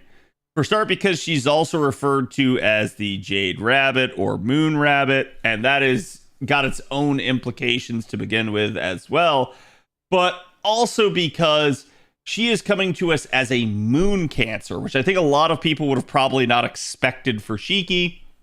But there are some interesting aspects to Shiki's kit. Now, Shiki is going to be our newest addition to the game that has the ability to change their NP type. And we've seen now a couple of units do this over the years, including a lot of similarities to another unit like Ptolemy, who is actually going to be coming out soon here on NA. So, paying close attention to her, we can definitely denote that that is going to make this a very versatile unit. However, this also means the devil's going to be in the details. You guys really got to know her kit, and we're going to do our best job to educate you guys in that today. So let's start by getting into the raw stats that Shiki has. Then we'll go through the kit. Then we'll go through her actual damage numbers and basically refund numbers. So, as well as comparing to other units. So let's go ahead. Let's get started right here. You guys can see she actually only has about 10k attack. This is concerning, at least to a immediate degree. So just because a unit does not have good attack does not make the unit like bad, but this is fairly low for a 5-star. In fact, it is one of the lowest. So this is something to be concerned about. This means that basically, while she does not have her steroids in play, Shiki's cards for a 5-star are not going to hit very hard, sorry. So keep that in mind as we move through this kit. Her HP value, though, is 15.4k. This is actually stellar. This is really, really good. This makes her pretty beefy, and it's going to be hard to take her down. Her star absorption is only 51. Again, it is a Moon Cancer, not really known for it. Her star generation is 15.3, which is at least all right. Her NP charge attack is only 0.44. This may be a little bit concerning, but she is an arts unit, so we do have a lot of options there. Her NP charge defense is 3%. Her death rate is only 0.8, which is actually very, very low and good for you. The alignment is chaotic good in stages 1 and 2 and neutral balanced in stage 3, so you can maneuver that around to take advantage of various support buffs. Her gender is female. Her basic traits are Anima Elish Nullification, Existence Outside the Domain, Fairy Tale Servant, Hominide Servant, Humanoid, Normal Servant, and Summer Mode Servant. But then from there, in stage 1, she is Animal Characteristic, Bunny Servant, and Living Human. In stage 2, she is only Living Human. In stage 3, she is Animal Characteristic Servant, Bunny Servant, and Immune to Pigify. So, again, you can maneuver this around to utilize her in whatever ascension you want.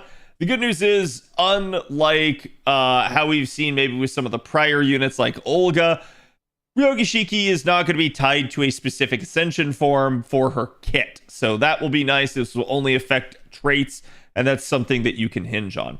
So basically now we get to the deck here for her. She is single buster, double arts, double quick. Nothing too crazy about this. We do have the capability with her arts and P to form triple arts chains, and we still do have 2 quick cards here for decent NP generation. At least the hit counts on both of those are above average. The hit count on the Buster card and the extra attack, though, are perfectly average, which is definitely mirroring the 4-star that we saw on the same banner. I do have a tendency to think that the devs actually like have a template that they copy paste over. And we noticed that because several units don't actually change their like hit counts or NP charge very much. And it's very, very interesting once you start analyzing a bunch of servants to notice this. Take a look at her first skill though. So right off the bat, she has Misguised with Death Perception. This is actually pretty much the same as her other forms, except it's just better. And basically this one starts out with ignores anti-purge defense, aka she has solemn defense pierced, which is definitely a contentious topic in the community at the point in time, but I would say this is interesting that she is yet another unit that has it. And she gets it for 3 turns. Now, the good news is, again, if you want to battle someone like this, you just take evasion, so there is an easy out. But this is an interesting thing that she does not have normal invuln pierce, so there will be something that you'll have to watch out for.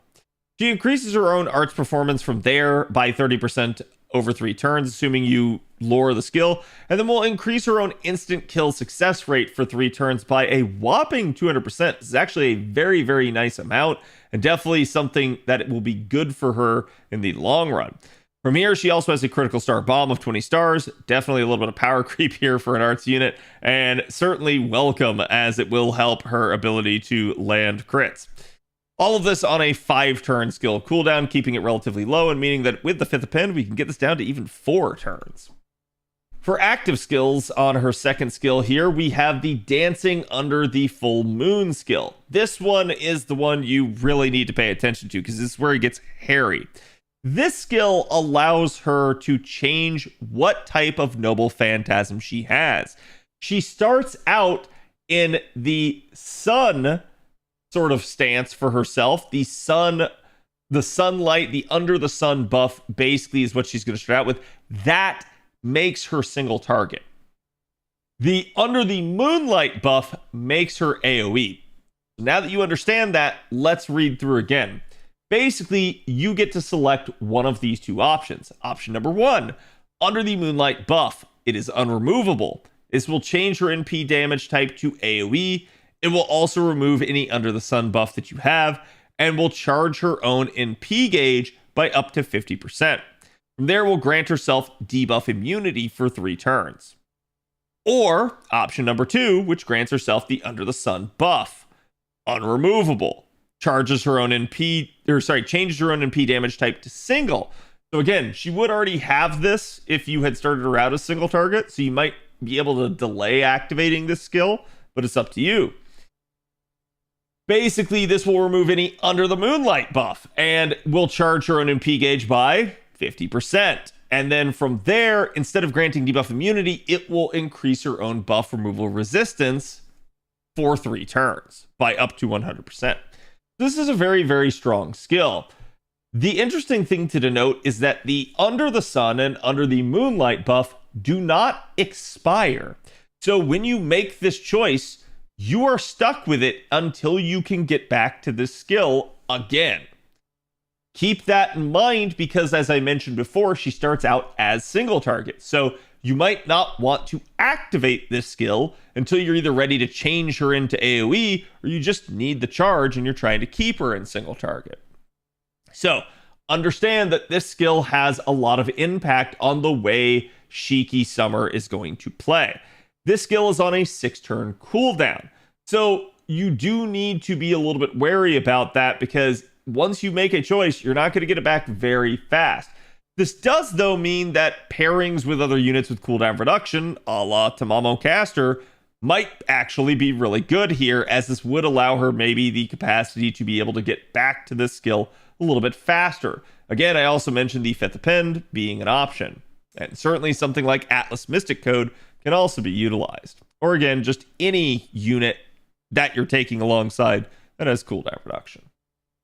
Her third skill here now gets a little bit hairy, as this one is going to be one that changes depending on which buff you are currently under the effect of. If you are under the sun, aka you have the sunlight status, you are going to increase your own attack for 3 turns by basically up to 30%. It will also increase your own critical damage for 3 turns by up to 50%. and it will recover your own HP by up to 3,000 and reduce your own skill cooldowns by 1. So again, this is something where you maybe want to utilize this after you use the second skill, but depending on your circumstances, maybe before. Meanwhile, if you have the Moonlit status, this will also increase your own attack for 3 turns by 30%, but then instead of getting critical damage, you now get MP damage for 3 turns. Again, this is the AoE form of her. It will also grant herself invincibility for 2 attacks, 3 turns. So only really the AoE form is going to get hard defense here, something that you can actually tank an NP with. It will also overcharge her own NP by 2 stages for 1 time 3 turns. So no cooldown reduction, but instead we get overcharge. And again, this skill also is going to be on a 6-turn cooldown. Just understand, as you have the cooldown reduction on the sunlight side, you can lower this even more. For passive skills here, she has Magic Resistance A, which is just a solid 20% debuff resistance. Independent Action EX, which is 12% extra critical damage. Presence Concealment D, which is only 4% extra critical star generation rate. And then a False Existence outside the domain. This gains her 5 critical stars every turn, and this is basically what makes her start out as the sunlight buff. So under the sun buff at the beginning of battle and when continuing.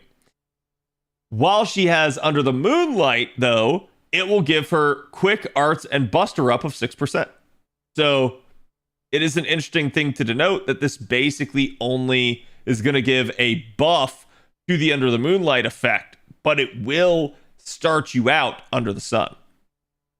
With regards to her pin skills, something like mana loading may be very valuable to you depending on what you're doing, because again, this is a unit that's going to be changing their NP types. Refund won't necessarily be the best at times, especially because it'll be a little bit wonky with how you can utilize the charge skills. So getting any amount of charge that you can is probably a good thing on Shiki. The 5th append also can be really strong, as we mentioned before, because of the ability to maybe get back to skills faster. It's going to be important if you're in a challenge environment, but also maybe just if you screw up a run in a normal farming scenario. From there, we have the 3rd append that is anti-archer attack damage aptitude. This one, to me, not necessarily worth, but I leave it up to you. Extra attack finesse, critical damage, always useful, but again, the choice is yours. So to me, I'd go with the 2nd append and the 5th append before I'd go with any of the other options, but that is pretty standard nowadays. Taking a look at her Noble Phantasm, her NP is actually the exact same, both AoE and single target. The only difference is the scaling. So again, if she has Under the Sun status, meaning she is single target, she will deal damage to 1 enemy with a 4-hit single target arts NP. It will deal 150% extra damage, basically super effective damage, to enemies that are Sky attribute. You'll have a 60% chance to instant kill them. That will be further modified by the first skill's effects. And then charge the party's NP gauge by 10% after the NP goes out. Her overcharge effect increases her own NP damage, but only for 1 turn, though it does activate first. So again, 20% on that. So if you're pairing with like an Oberon, you can boost that even more. The AoE NP is the exact same Under the Moonlight status. Deals damage to all enemies, super effective against Sky, 60% chance to instant kill, and 10% refund after the fact. Same thing, 20% NP damage up for 1 turn, activating before damage as the overcharge effect. So like I said, exact same. The only difference is the actual scaling that determines whether or not it is an AoE or single target NP.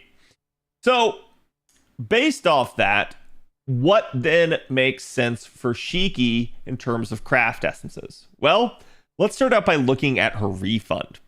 Essentially, if we take 2 times Castoria with a Sun Shiki, so what do I mean? A single target Shiki, and Oberon, and a level 100 Black Grail with a Neo Plug suit versus neutral enemies, you guys can actually see Shiki can get back to about that 30% breakpoint against a single enemy with 1 Castoria skill 2 at 2 overkill hits. kind of a little bit difficult to get 2 overkill hits on a 4-hit MP. You can definitely do it, but that is a decent chunk of damage. But if you have both Castoria skill 2s on the target at the time, and the reason why we're, differentiating here is because the refund does matter. So you might not always have the capacity, like, again, if you're running like single Castoria skill 2 and then like your mana loading append, that might be that nice even 40%. But maybe you delay one of the effects, one of the skill 2s until turn 2 or something like that. So this can impact refund. But as you guys can see, if we have both in play, then 0 out of 4 overkill hits, basically we're guaranteed to get at least the 30% refund. So that's good to denote. This does, however, include the 10% refund after her NP that is already baked in. If we do the exact same thing, basically versus AoE targets, we're looking at double Castoria, Oberon, Black Grail, Neo Plug Suit, neutral enemies. Again, only 1 skill 2 from a Castoria and the 10% charge included. We get back to over 50% charge at 0 overkill hits. So refund there is a little bit good. Realistically speaking, you could expect something about in the 60s on refund, assuming you're not using a like third support like Nero Bride or something like that. So interesting to denote. So where does that leave her? Well, again, if we can see, you guys can already detect that there are some scenarios because those were neutral. So what about Berserkers? Well, you're going to be utilizing Shiki a ton against neutral enemies as a Moon Cancer, but Berserkers are also a very common enemy type, and Berserkers have the worst NP gain out of all enemies that you can hit. This makes things a little bit spicy. As a single target with double times Castoria, basically with only 1 Castoria skill 2, you would not be able to get to that 30% breakpoint, even with maximum overkill hits against Berserkers. That's going to be a concerning thing. With 2 times Castoria against the same exact scenario, but now we have the second Castoria skill 2, we can get there, but it's basically what it was before on the neutral one, where now we need 2 overkill hits to do it. It's possible, but it definitely would be a lot for some scenarios. Similarly, if we are looking at Berserkers with an AoE option, it's the exact same scenario against 3 enemies. Basically, just a single overkill hit would be enough, which we will get literally just from killing the enemies. So that would get you back to the 50% there. That makes it a lot more easy to work with. So what do I recommend for Shiki? Obviously, like, if you're worried about refund, a 50% C, like, again, Ocean Flyer or Heavenly Demon Princess, like, there are numerous options that you can go with that would be quality for her. But I think Black Grail and anything like Black Grail is going to be your go-to. Just maximizing damage output. This is an arts unit. It's definitely going to be what you want. So do keep in mind, you might want things like an Invuln Pierce CE, since she does not carry that. She has Solemn Defense Pierce. So if you come across something that has dodge, you're going to want Invuln Pierce or Sure Hit to allow you through. Obviously, something like Honey Lake can be good, or even, again, various other Invuln Pierces can be an option for you. So it really just depends, craft essence-wise, as to what you want to run with. But how is Shiki's damage? Well, let's take a look at this.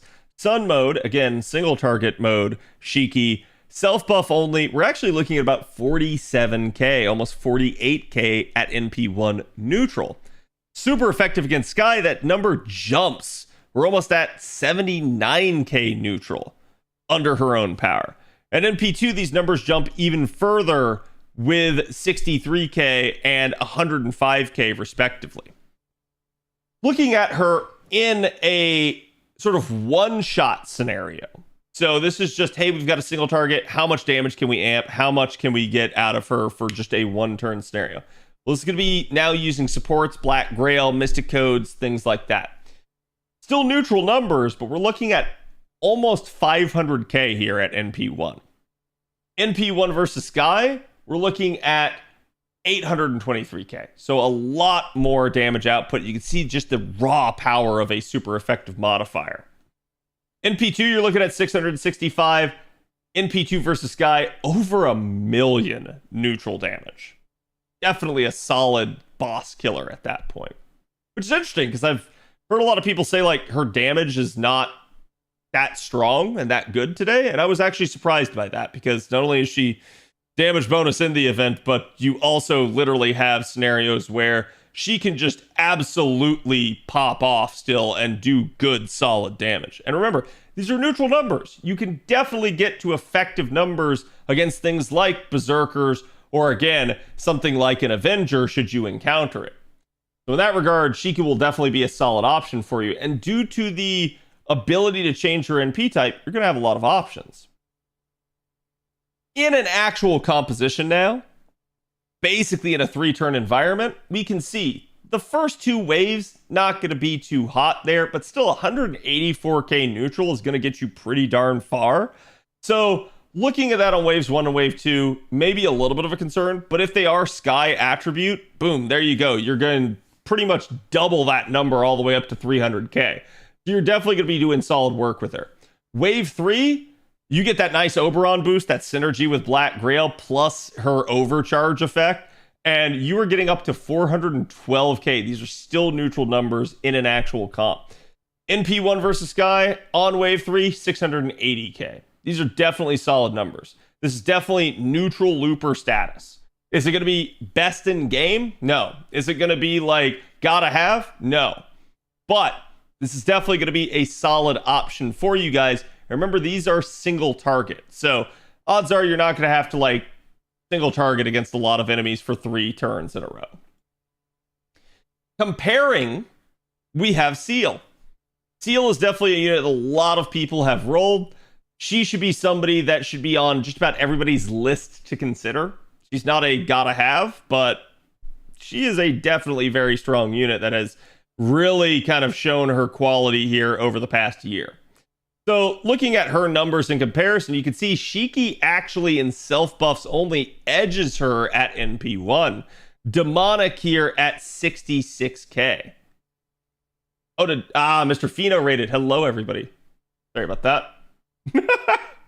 I get like so in deep on the analysis that I get lost in another world. But thank you for the raid, bud. What were you guys up to? Oh wait, you were doing CCC earlier, weren't you? How was that? At least Seal has class advantage on Saber. She is not always neutral. Yeah. But again, welcome everybody. If you guys are new to the channel, my name's Kadroth. I stream FGO pretty regularly, just like Mr. Fino does. And we are going over Ryogi Shiki Moon Cancer right now. Again, settle in, get a drink, head to bed if you need to.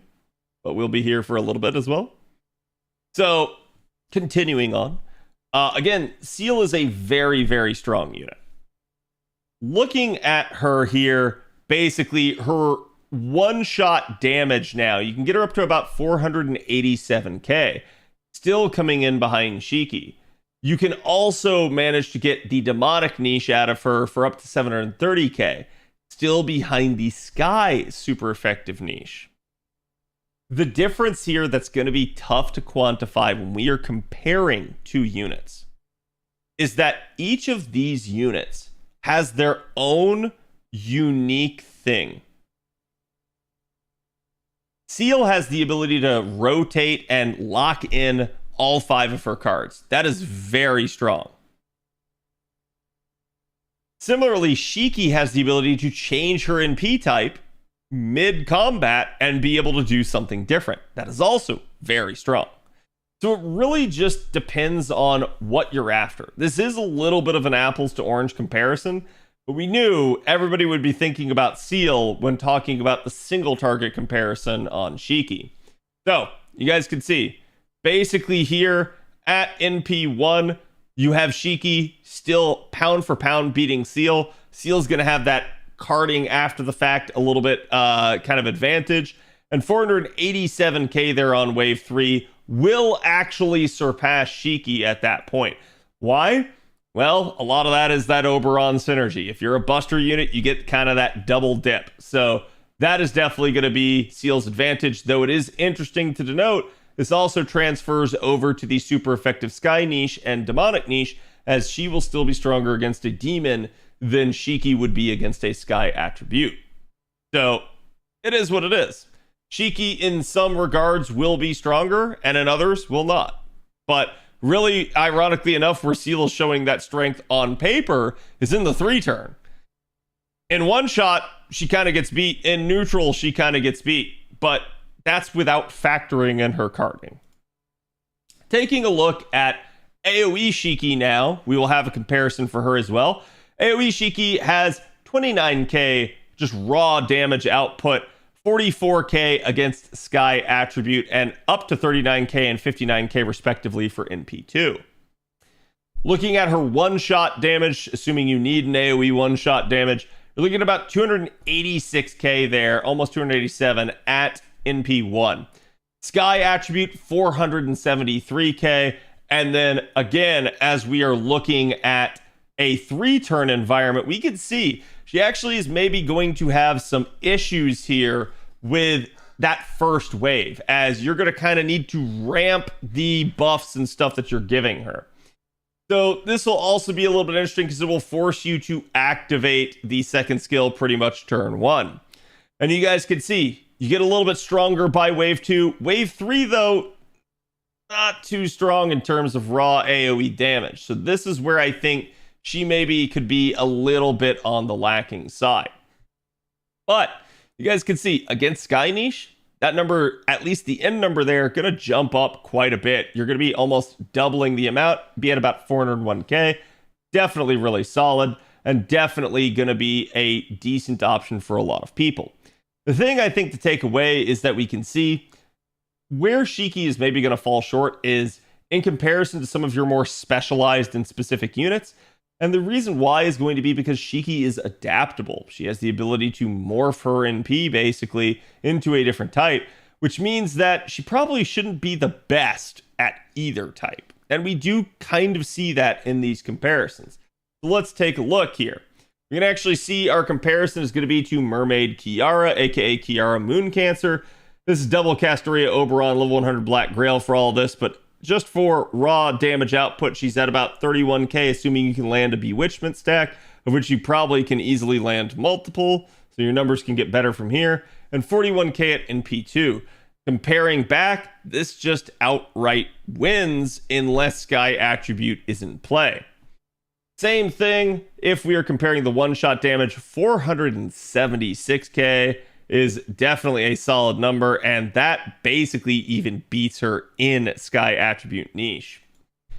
Then comparing the actual 3-turn, you guys can see it's pretty much no contest. So the takeaway here, Shiki is going to be, especially in the AoE department, weaker basically than some of your comparative ones.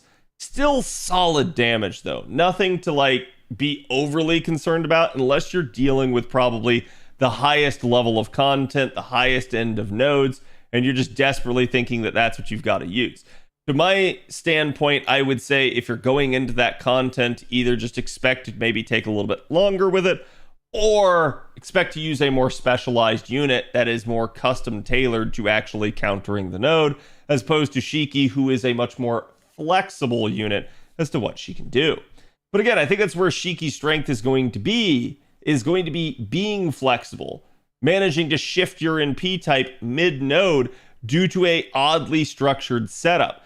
So maybe it's a like 1-1-3 node and Shiki maybe single target loops through, then switches to AoE and handles the final wave. That is where her bread is going to be buttered. That's going to be her real strength, I think, is in those scenarios where she can kind of switch things up and still make do. So let me know what you guys think about Shiki. Which Ascension form is your favorite, and will you be rolling for her if you haven't already? I'll be curious to hear you guys' thoughts, and I will see you guys for the next one. Have a good one. There we go. So get them both? Yeah. How about her instant kill ability? How does that compare to someone like Doman? I would have to double check, but I suspect it is higher. And the reason why is because Shiki is generally very high on the instant death rate. And she has that 200% modifier. So I would have to do like side-by-side comparison and like run the calculations. If Avalon were here, I would get him to do that. I don't feel like making Bob do that unless Bob really wants to do some late night math.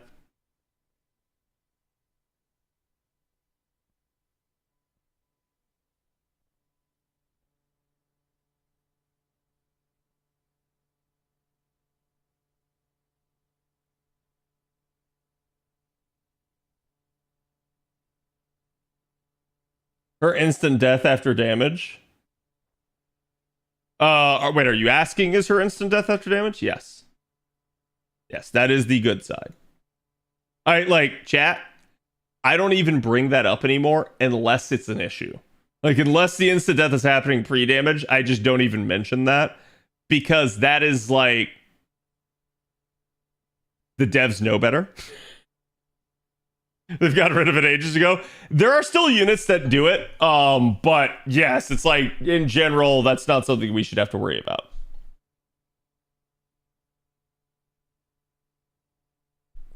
Eris, yeah. There's still one. Oh, there's still several. There are still several.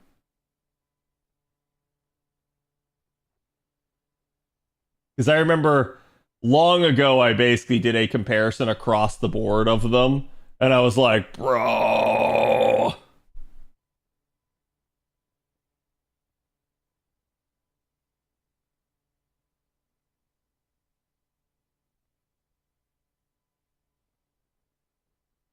Okay, chat.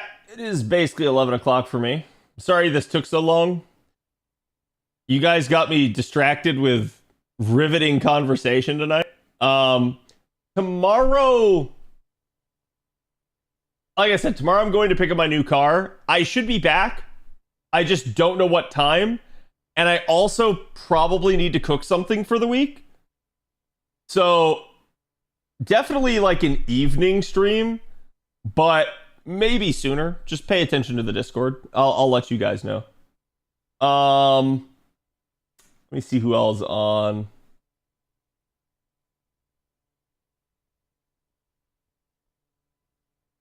Oh wow.